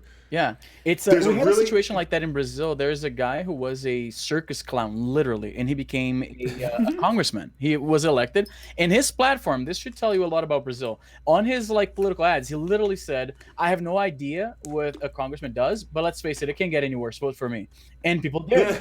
So he was elected. Nice. And he was infamous in the 90s because his son also went into the circus life, and he was also a clown, and he went by That guy's name, Junior, and he was sued by his father for misuse of the name, and my God. he lost the right to use that name, like so and so Junior, because his father sued his agent or something like that. So whenever the creator doesn't own the name that he's using for this character, it's always a bad place to be. Yeah. Is that all the stories? Yes. That is all the stories. I want to switch comics and porn only at the Wulff Den. Yeah, I mean, listen, the Wulff Den Live is everything. Yes. Anything goes. And literally anything goes. Although the top story is always Nintendo, because that's what you click on. It's your fault. It's not ours. It's your fault. Yes. I want to very quickly address YouTube. Okay. Because of what happened yesterday. Oh, my goodness. There was a shooting at YouTube yesterday. Yes. 3 people were shot and injured. One person suffered an injury, ankle injury during the ensuing madness, and the shooter committed suicide. Were there any other deaths besides the shooter? No, just as of now. Thankfully, just the shooter for now, as Will said. Yeah. It's because this piece of garbage was very upset about YouTube's policies. Yes. I want to take a second to talk about how absolutely ridiculous that is. A lot of people are upset about YouTube's policies. Mm-hmm. And a lot of people are upset to a degree that is completely ridiculous, like this person. This person took it to an extreme level that nobody else has. But a lot of people completely overblow YouTube's policies. Yes. YouTube's policies, while you might not agree with them, they're really not that bad. Like, no, I said on Twitter that, like, we really need to show our appreciation for YouTube more, especially now. Mm-hmm. We need to show a little bit of support, because these people who are working at YouTube, every time they put something out there, it just gets ripped apart by everybody. Imagine this is your life's work, and every time you release something, people just tear it to shreds, and now somebody brought a gun into your office and shot some of your people because they don't like your product.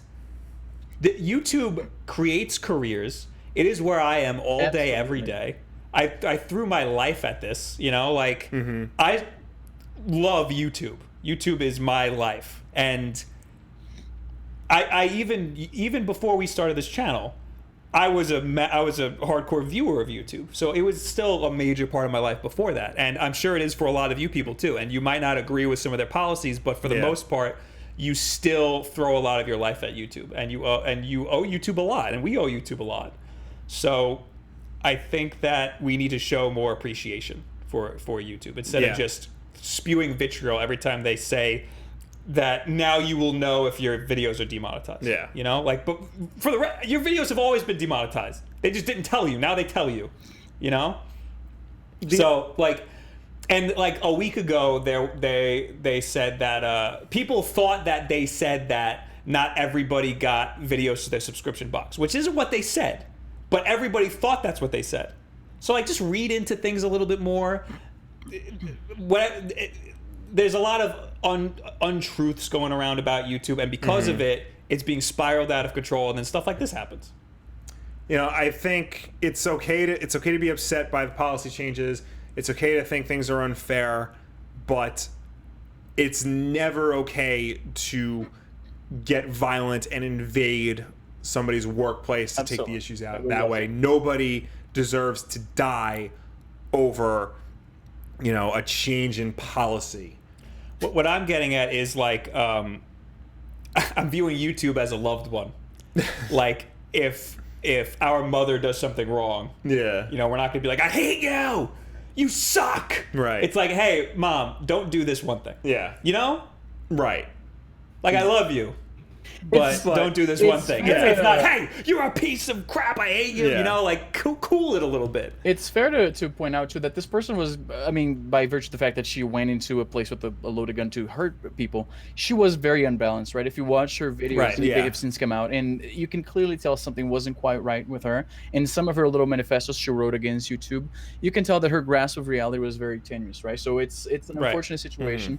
And as you're saying, YouTube, I identify myself very much with that sentiment, right? Like YouTube allowed me to live a lifestyle that I never would be able to without the site, right? So Yeah. while there's some changes to the way they do things that have harmed me in the past. In fact, my main channel, while it's has a decent size, it hasn't grown to its full potential because of these changes in the algorithm. And you know how it is. Like it feels like it's musical chairs here all the time with YouTube, right? So it's understandable that a lot of people are upset. But as you said, we have to show some appreciation. We only ever hear, it seems, the bad side of YouTube.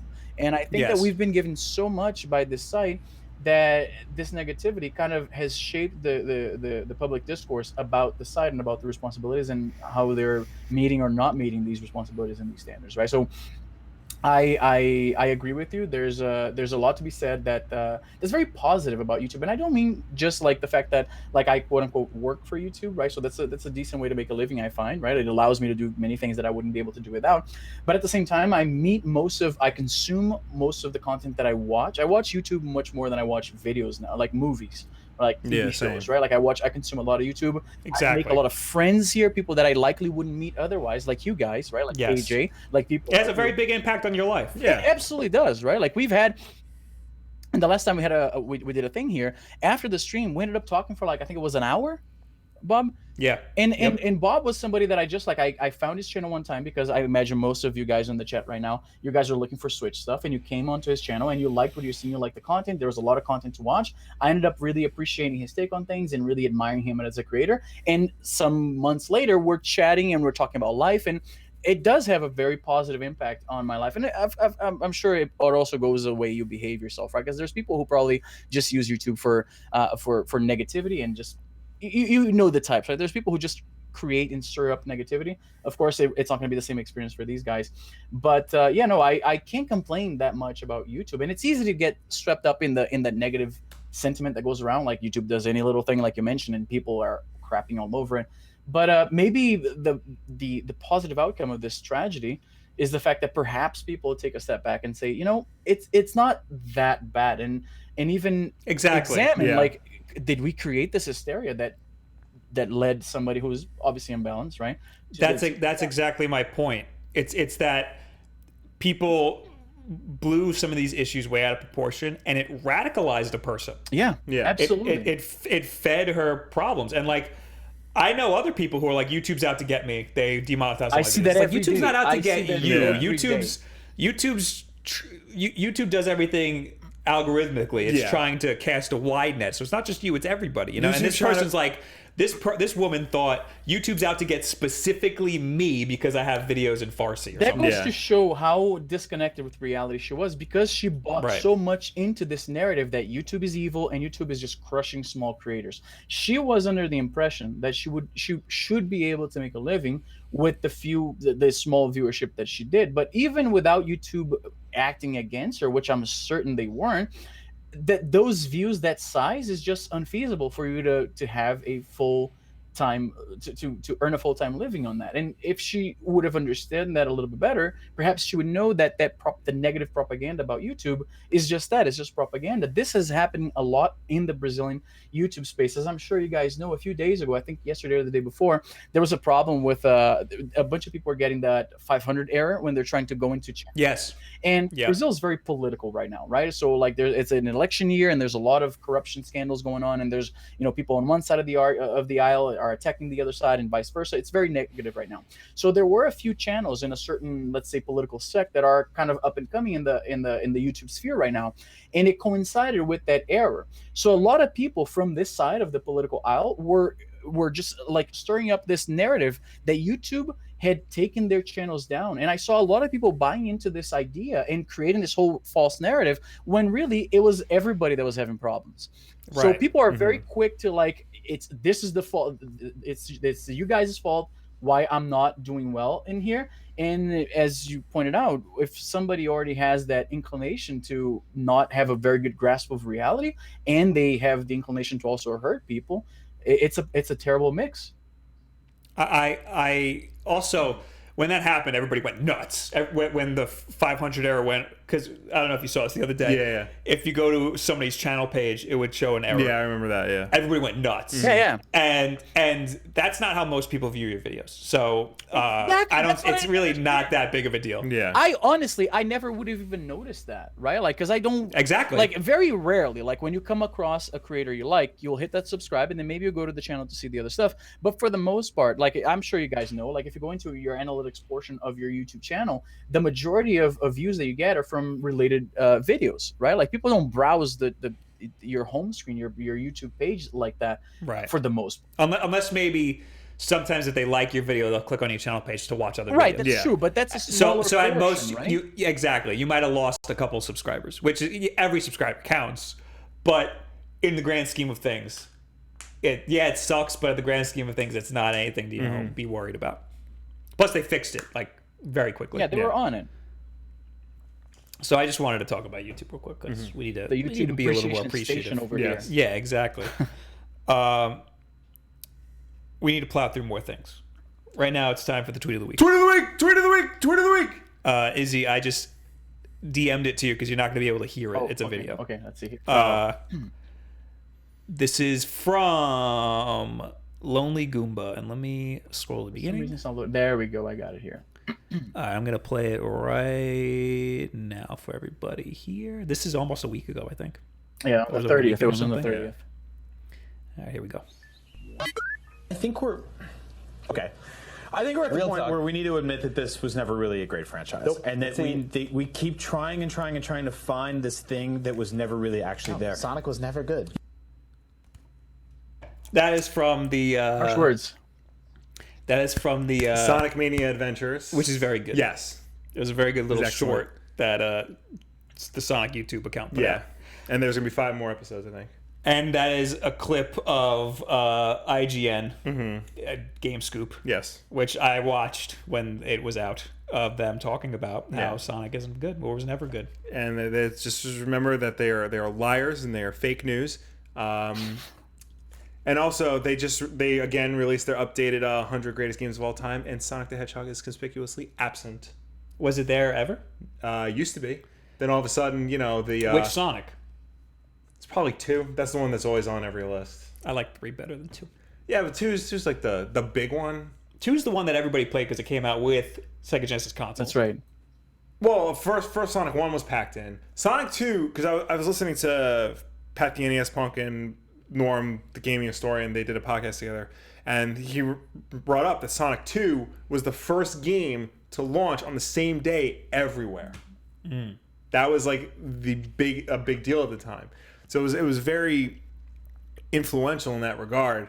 So Sonic 2, I think, deserves to be on doesn't matter where it is, a list of the top 100 games of all time deserves to be somewhere on that list. Yeah. What was included, which I should have put in, I thought I did put it in the keep. What was included was Pokemon Go. It's number 100, I think. Yes, Which I think is fair. it's fair. It was But there's fun no for dude, I saw somebody saying on Twitter that probably the closest we've ever been to world peace was that first 3 weeks of Pokemon. Oh, yeah. Go. Yes. Oh, yeah, absolutely. It was incredible. That was a nothing phenomenal. Dude, I like know it. people who started relationships because of Pokemon Go, like meeting Yeah, up I and believe it. talking. It was exciting. I met so many people. Yeah, I'd be walking with my friends, and she'd be like, "Yo, the guy's playing." Yeah, and then we'd be right? like, That "Yo, guy's there's a Poke Center over here, Yeah. or whatever it's called, a Pokestop." Oh yeah, Yeah. okay. And then everybody would run over there. It was crazy. But that list didn't have Sonic on it, so That's we don't weird. care. That's weird. It's the anti-Sonic media. Anti-Sonic media, yeah. That's what it is. It's what it is. All right, now real quickly, we're gonna talk to the chat and Yes, you can leave a comment using the hashtag WolfDenLive on Twitter. on Twitter. If you left a comment on last week's WolfDen Live, hopefully it was put in our Discord feed. We will answer it now. And start leaving your questions on this week's WolfDen Live, and we'll answer it. Yes. First, we got here King Monahai, who has a picture of his arcade stick that he worked on. Can I bring it up on screen? I don't know, can you? I don't know. Can I, Will? It'll take a second here. Oh, wait. I don't want to show my whole freaking DMs. All right, forget it. It's Whoa, not going watch up on screen. out, Sorry, watch King Monahai. So from what I see is it originally had a Street Fighter V artwork. It looked like Bison's skull. And now it's a Tekken artwork. A little skeet. says, thoughts on Microsoft moving forward? It seems that they are kind of all over the place with their Play Anywhere and what seems like their move away from the console space. Also, why do you think they've never attempted a handheld console? Because they also have the PC market Yeah. like nailed down. So Microsoft isn't worried about the Xbox. They're looking to be a platform. Yeah. And I think they're going to be just fine. Yeah, I think so too. In terms of Play Anywhere, it's true that they haven't really like touched upon that since they announced it. Like I know if you buy a game digitally, you get it on both Windows 10 and Xbox. I want to know if that works with my recent purchase of Sonic Adventure 2. I think it has to be like specifically say like Windows 10 and Xbox. Yeah. They did say that they're going to have an announcement on original Xbox backwards compatibility soon. Because that was another thing. They announced like I think 13 original Xbox titles will be playable on Xbox One, and nothing since. Like Xbox 360, they update that constantly, but nothing with the original Xbox. But for the most part, they are moving more towards a platform-based style, which I think is fine. I think we'll still get Xbox's systems, but there's going to be more of a focus on like the ability to like buy a game, play it anywhere. Simone Stig, what did you think of Ready Player One? Izzy, I know you have a good video that I watched. That's right. I have a lot of opinions about Let's try to keep this short. Yeah. I'll keep it very brief. Also, Well, you didn't see it. I didn't see it, but feel free to spoil it. No, we're Well, not I don't going want to to spoil spoil it. No it for people in the spoilers. chat, right? Come on, Will. Don't be so selfish. Yeah, don't be selfish. All right, fine. I Asshole. won't be selfish. But no, Izzy has a really good video on it that you should watch. All right, I'll check it out. You actually brought to my attention that what was it? Oh, there's a part that you said that I really liked, and I stole it and used it when I was talking about the movie to my friends and pretended like I came up with it myself. What was it?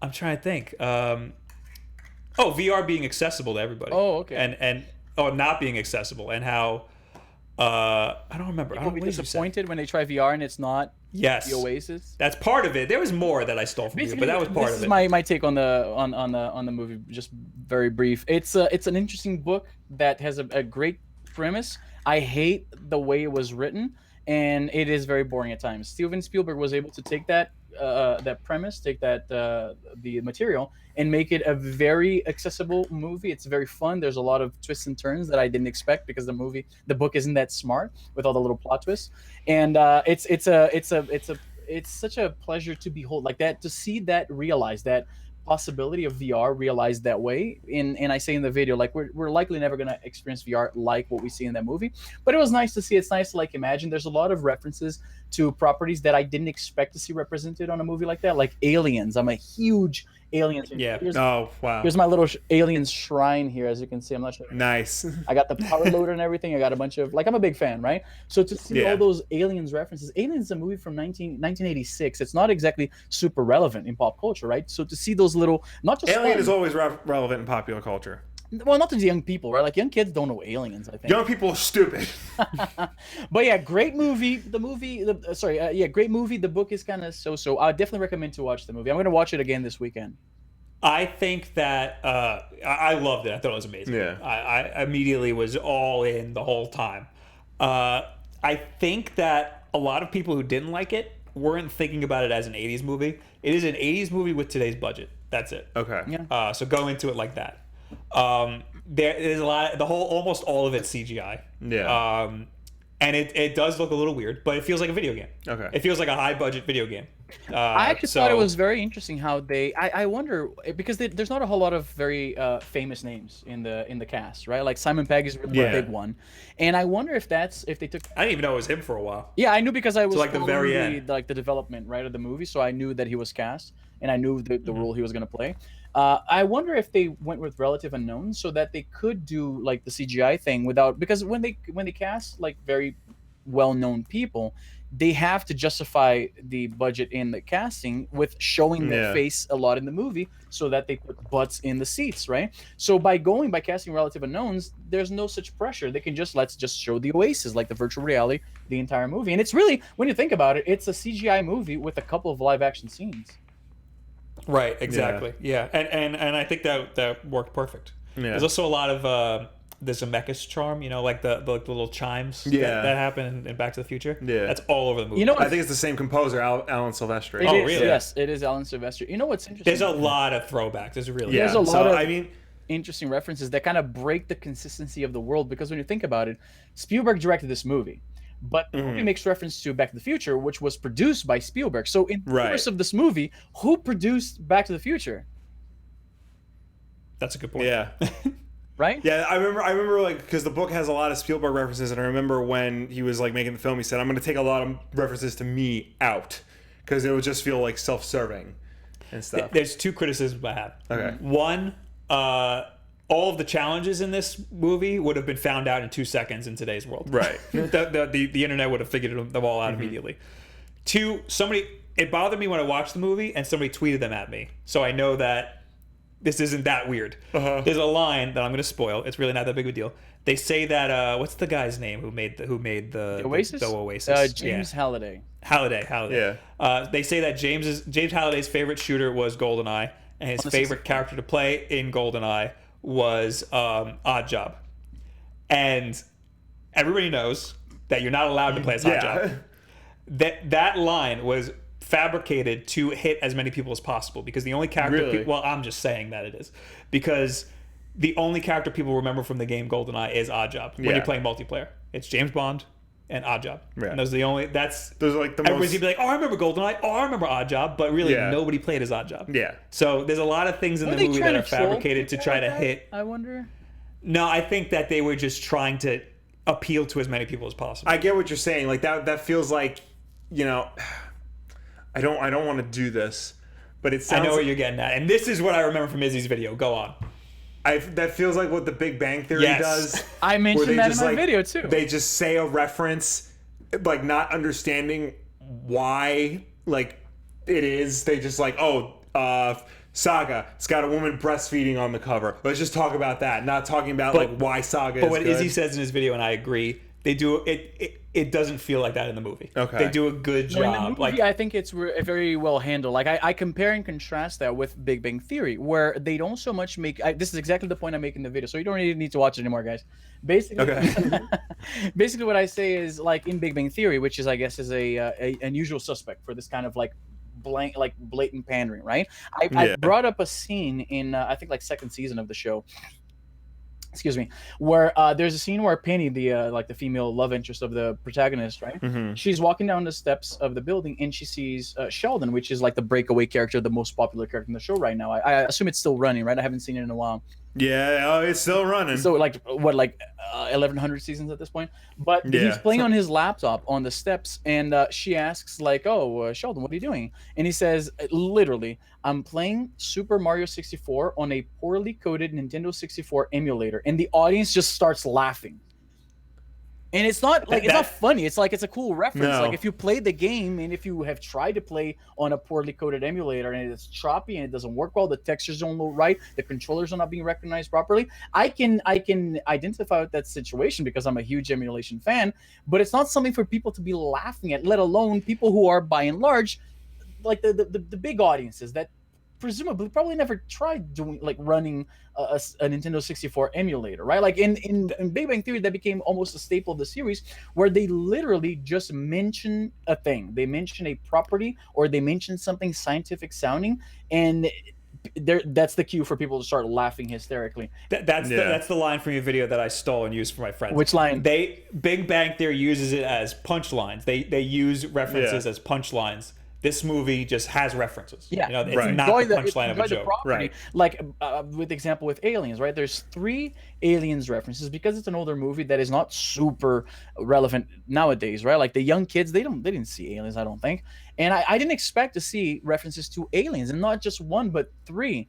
So it's like they're not hammering, like it's not like they're beating over the head with it. It's like if you watch Aliens, if you're a big Aliens fan, that's I am. Exactly, that's gonna stick out for you. If you're not, then whatever, it's just like a little thing in the screen and the story goes on. The problem with the book is that it keeps stopping the narrative flow to bring up like 1,000 references at once, and it gets a little tiring. All right, let's plow through more stuff. We're running late here. 2 more #WolfdenLive Burgundy Burnouts. Bob, damn it, It's Celebi. Celebi is the Pokemon. Cerebi.cerebinet is the site. Didn't I say Cerebi? You said so. Cerebi. Yeah, Okay. Celebi is the proper name. He's right. Maybe I'm saying Cerebi wrong. Maybe. Anyway, Maurice says, I tried to make a Majora's Mask for my computer class. How did I do? I wish I could bring this up on screen. It looks good. It looks like Majora's Mask. It looks very good. I'm very impressed. This is CSS, it looks like. Oh, wow. I thought that was illustrated. This is CSS. That's pretty damn good Yeah. for CSS. Or whatever the hell this. No, wait. Was that JavaScript? Python. It's in Python. Okay. That is impressive. All right. Last week's Wolf Den Live. Master Chris 86 bringing trading card games to the Switch that plays like the old one, but maybe have physical cards and boosters can be transferred over in-game through boosters and such. That would be a pretty cool idea. I played the trading card game for 30 minutes Yeah. in my whole life. I don't know a damn thing about it. Well, I mean the digital, the trading card, not the actual not card the physical game that I played in 5th grade. Yeah, you're talking about Pokemon, the trading card game from Game Boy Color. For the desktop computer and iOS. Oh, that's okay. what I'm talking about. Okay. Yeah, I didn't play that. Yeah. So, All right. Kali Motion, not that this makes it any less silly, but Looney and Toony are just nicknames for the coins. Like saying, quote, Benjamin. The currency is really just called dollars, but we try to keep it cute up here. But we also drink a lot more loaves of bread than you guys, tee hee. So, Izzy, Yes, sir. do you ever use the terms Looney or Toony? Not so much. As a Canuck. As a Canuck. Not so much, right? I don't refer to, like, it's commonly used, yes. I don't ever use currency, and I guess I don't go out that much. But yeah, no, people mention it, yes. I do notice that in the last few years, it doesn't come up as much as it used to, right? Like, it's something that I think in the Canadians, fellow Canadians, or in the chat, feel free to correct me, but that's a word that I think young kids would say more than adults would say. Like, they're asking their parents for like a Looney or a Toonie to go to the store or whatever. Right. But I just remember there was a Robin Williams joke where he's like, how can you take an economic crisis in Canada seriously? The Looney is down. Oh, how sad for you. that is his Broadway special. It's one of Yes, his that is high points. that is the funniest thing I've ever No, seen. every now and again it hits me that this guy's not with us anymore, and I get a little bit sad. I know. It makes me so sad. The It's like, currency is sometimes referred to as the Looney by foreign exchange traders and analysts. it's like Robin Williams and Toys R Us is like really upsetting me. Mohammed Hader, you watch your mouth when you talk about Canada. Sorry for being aggressive. We love you anyway. Hey, he We forgot are. to say A, so I'm not sure if he's a real Canadian. Yeah.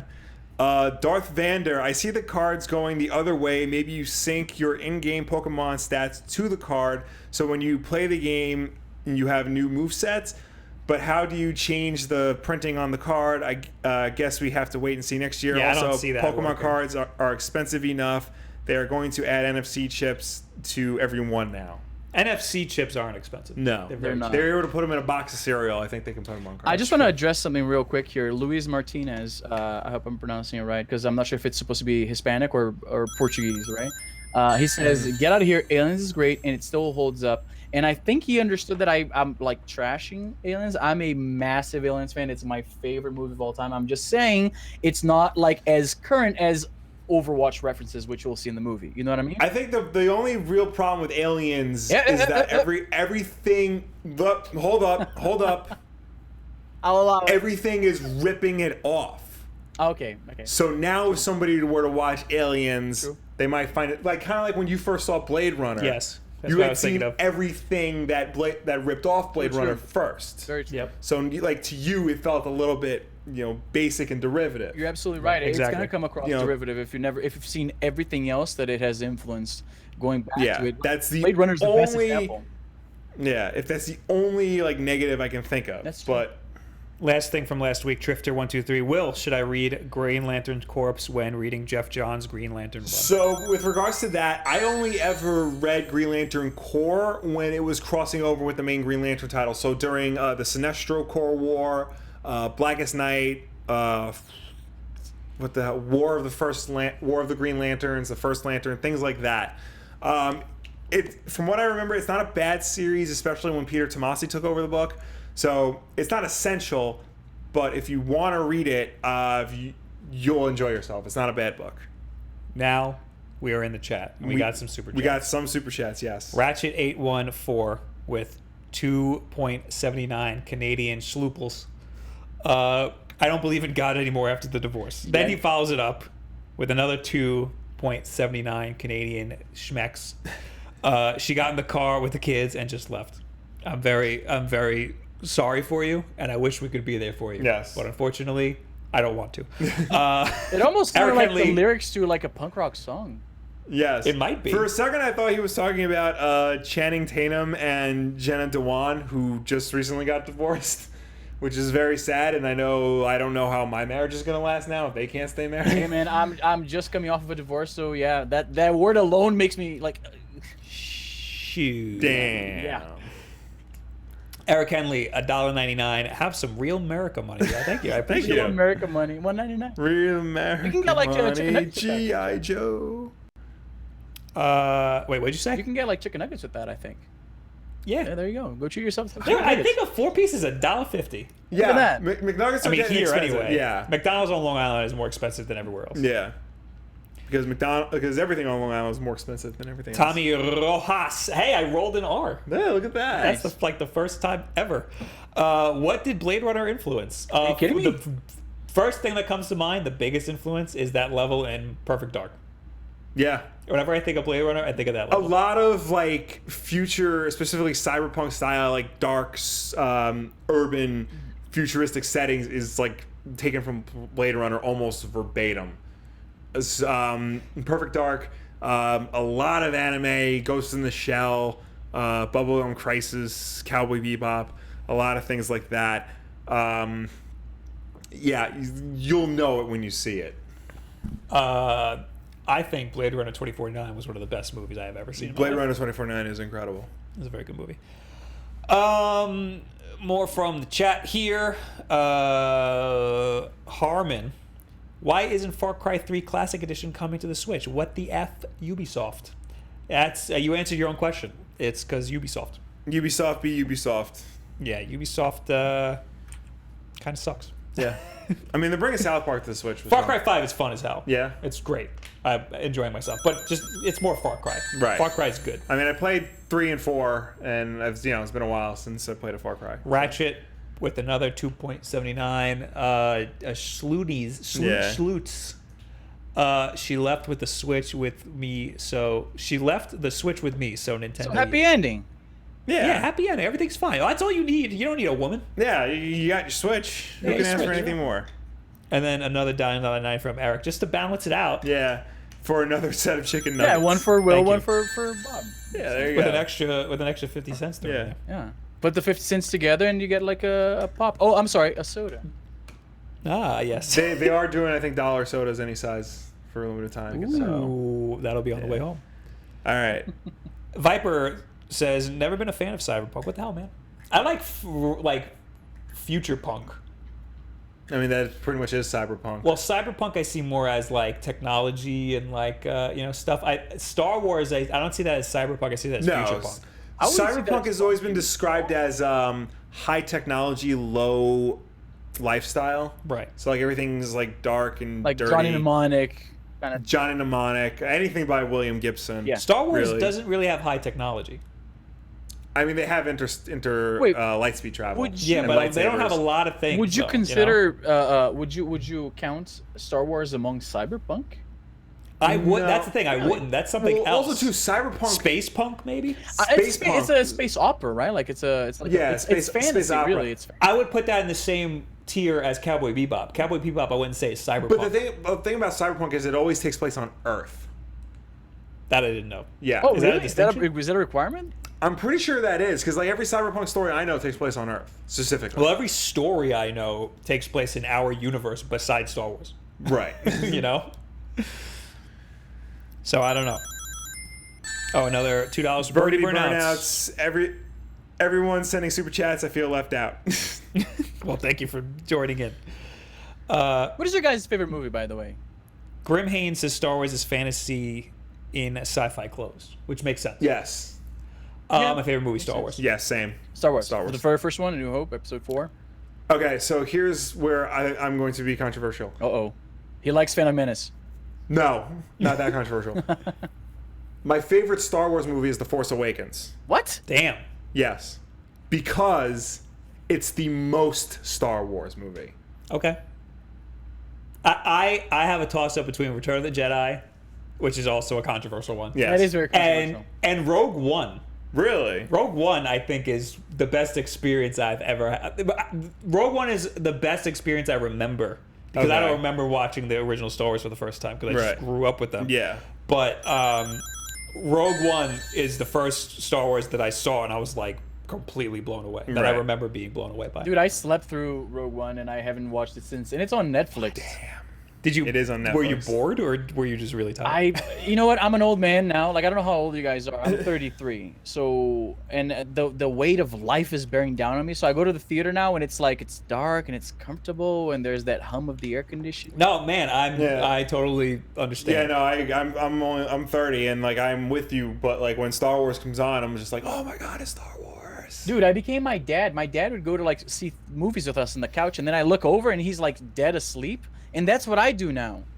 See, my fear is I become my dad, and all I watch is Animal House and James Bond movies, and I love them both, but you know, yeah.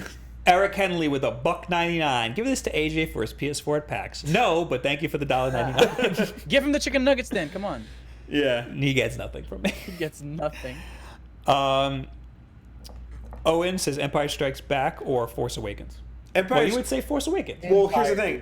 I know Empire Strikes Back is the best Star Wars movie. Like it By is far. on a technical level, it is the best of all of them. But The Force Awakens is just everything about that movie like hit every single note I needed it to. You know what's funny? To be, I'm one of the many people who loved it when it came out, but then in repeated viewings, I saw the movie 4 times in theaters. I never saw movies that many times in theaters before. Yeah. By the 4th time, I was like, okay, this is a little excessive. But I love popcorn. And it's funny because now I see more than back then the criticism about it being beat by beat a soft reboot, basically, like a soft remake or whatever you want to call it, of Episode 4. Right? Because you hit a lot of the same notes. Right. And I wasn't the biggest fan of the Rey character. But it's still fun. It's still a fun romp, as they used to say it in the. But the thing about it, because I think I watched it the same amount of times as you in theaters, I realized that they used that structure to not only like bring Star Wars back to the way we remember it after the prequels, but it's telling a story about Star Wars using the structure of Star Wars. Right. The whole movie on a meta level is about Star Wars and its place in popular culture, its relationship with its fans, and how the new fans are interacting with it compared to the way the old fans were. This is a good idea for when Han Solo comes out, or like around that month. I do not. Yeah, this is something I've been toiling with, especially since The Last Jedi came out, because it's all like The Last Jedi, for all of its differences, continues the meta-textual trend that The Force Awakens started. Master Tobias, or I think that's saying that right. What's your favorite film trilogy, which we talk about a lot? Yes. Trilogy. It is the original Star Wars. The original Star Wars trilogy. And number 2 is Back to the Future. of course, Yes. I knew you were gonna say that. Number 3 is now the Dark Knight. Yes. Yeah. Trilogy. The Dark Knight Very trilogy. strong. What about you? Very Do you strong. agree with this? I agree 100%. Most of my English I learned, and this is not an exaggeration, I learned through watching Back to the Future back to back repeatedly. I would watch that entire trilogy multiple times a month. Like the VHS got worn down. And a lot of like my English, like I picked up a lot of English when I moved to Canada. I could understand it really well. I wasn't fluent, right? Like Yeah. I sounded a little bit like Borat when I first came here. But everything that I did know was from watching Back to the Future so many times. Like I remember when Jurassic Park came out on home video, my dad was like, "Okay, we can finally set Back to the Future aside because this is gonna be the one you're gonna be watching." I'm like, "Nah, we should buy another VCR. Like watch both at the same time." I'm gonna take a few more. Oh, we got some super We got chats. a whole bunch. Flip says, "Ha, Bob's a noob." I guess he's referring to me saying Rogue One is like Yeah. amazing. A lot of people don't think when that came out, it was unanimously. That's the really thing about good. the Star Wars movies. Like when they first come out, everybody loves them, and then like slowly but surely, people are starting to turn. Except for The Last Jedi, people turn on that mighty quickly. Yeah, that I understand. I wasn't a Those fan of that people- movie at all. In fact, I think one of the most viewed videos on my channel is me just crapping all over that movie. I think it was just a little less good than the other ones. Here's the thing I don't understand though. Also, that was a $6.90 super chat. Yeah. Thank you, Flip. So everybody complained that The Force Awakens was too similar to the original Star Wars. Then The Last Jedi comes out, and everybody's complaining that it's too different from Star Wars. Well, it's two extremes, right? Like one is basically the same script, and the other is such a far departure from it. Like There's a great video on Patrick Willem's channel about what we want from Star Wars, and he points to the Darth Vader scene in Rogue One, and he says like pretty much everybody's saying that they want that. Right. But that's not a movie. That's a moment in a movie. It could have been. You know That's the why? climax of a Because movie. It could have been. You can't make an entire movie a moment. But I feel like it Like- could. Like that Rennick character. Why couldn't that be Vader? That's a character we care about. Yeah, well, I think Vader worked in that movie best because he was like a shock moment. It was like, Yeah. oh my god, look what's happening. Yeah. But that's a hard. Even in all of the other Star Wars movies, Vader is in it in small bits, and he's incredibly intimidating because he's only there for small bits. Right. You know. And in the prequels, he was all over those movies. I Yeah. mean, not Vader, but Wait a Anakin. second. Yeah. And that was terrible. Yeah. Yeah, Speaking of which, Burgundy Burnouts with a $2 super chat. Okay, time to start a riot. Favorite is episode 3. Yikes! Uh, It was the yeah, best that's- one of a pile of crap, but that's like saying like that this bit here is a little less, you know. I really hate the prequels. Like, really. The I've prequels. learned to accept them. I'm assuming. Oh, I'm sorry. Will, go ahead. I was saying, like, I've learned to accept them. I don't love them. I don't hate them. I actually don't think they're the worst movies. Like, if like you give me a list of like the 10 worst movies I've ever seen, none of them would go on there. Right. But yeah, no, I would never tell somebody, oh, you know what you should watch? Attack of the Clones. Oh God. We that need is- we need to wrap this up. Yeah, we're going like 2 hours now. Holy crap. Grim Hain, this is the last one I'm going to read. See if you can pick one, Will. All right. Grim Hain says, if you could bring any game to the Switch from any system, what game would it be? I want Mario Maker. And you knew that. But you're gonna get that, I'm sure. I want a GTA 5. GTA 5, I completely understand. That would, yeah. I think Rockstar is playing around with something. Yeah. But I don't know if they're gonna too. release it. I hope. I mean, GTA 5, like on a portable system, dude, I would be all over that. Yeah. Oh my God. Please, God. I feel like they would bring GTA 5, but yeah, I think they're just like keeping it quiet for now. I'll wait. I don't mind. I had one, then I lost it. Well, Tuvia's got one for you. All right, where is it? Oh, it's about Legion. You don't watch Legion. I don't watch Legion. Never mind. One more. Let's pick one more here. Okay. Everybody's just talking about Star Wars. Yes. You know what? Forget it. Thank you guys for hanging out. Thank you for tuning in. Thank you for watching us. Thank you for chatting with us. As always, Wulff Den Live is every single Wednesday night at 9 p.m. Eastern, right here on youtube.com/WulffDen. If you can't make the live show, we always put it up again as an archive version that you can watch on Thursday on demand whenever you want. And if you prefer to listen to us rather than look at us, you can check us out on Apple Podcasts, SoundCloud, and Google Play in an audio version. And if you listen to us on any of those platforms, be sure to subscribe, rate us, and review us because that helps us with placement on all of those respective stores. Izzy, Yes. thank you for joining us. Oh, welcome. Thank you I so love much your for having big me here. stupid face. Thank you so much for having guys. And I finally met Will officially now. Here he is. Yes, we need to talk more about how great the Alien movies are. Yes, I agree. Yeah, link to your channel's in the description. Yes, all down there somewhere. You got a lot of 3DS videos. I Yes, have quite a for some few. reason. You know what? It's what people. I'm sure you experienced this when you started talking about the Switch. You notice that people are clicking more, right? Like that's what. Right. It seems it's what works on your channel. I'm noticing the same thing when I do videos on a bunch of different subjects, but the ones on portables and the 3DS specifically. See, how can I not love this thing, man? It's bringing the views. It's keeping the lights on here. Dude, you have that like in your pocket, like ready to go. It's like always here. Like In your little fanny pack. Yeah. There it is. Also, 99 Vitas, which link is also in the description. If you have Yes. PlayStation Plus, it's free. You just click Check on it and that hit out. download. Absolutely. Just buy my game. Buy my game, please. It's free. What are you waiting for? I am going to be on twitch.tv/Bob Wulff in a few minutes to stream me drawing the thumbnail. It's going to be quick. Tomorrow, I'm not going to do a Twitch stream. I was originally going to. I'm not going to do it because I got to get ready for PAX. Right. And then I will be at PAX. Yes. There will be a Saturday at 3 p.m. at the Screenwave booth. I will be there. Come hang out with me there. And on Sunday at 11 a.m. at the Twitch booth or stage, whatever you want to call it, on the show floor, I will be talking with Greg Miller and Joey Noel about community management. So join us there. Also, again, subscribe to Izzy's channel. Yes, please do Check it that. out. Izzy, thank you for joining us. Yes, thank you so much for being Thanks for here. having me. This is a blast. Everybody else, goodbye. Bye. Izzy, say goodbye. Bye. Where's my bye screen? This always takes me forever to do. Yeah. Okay, Go.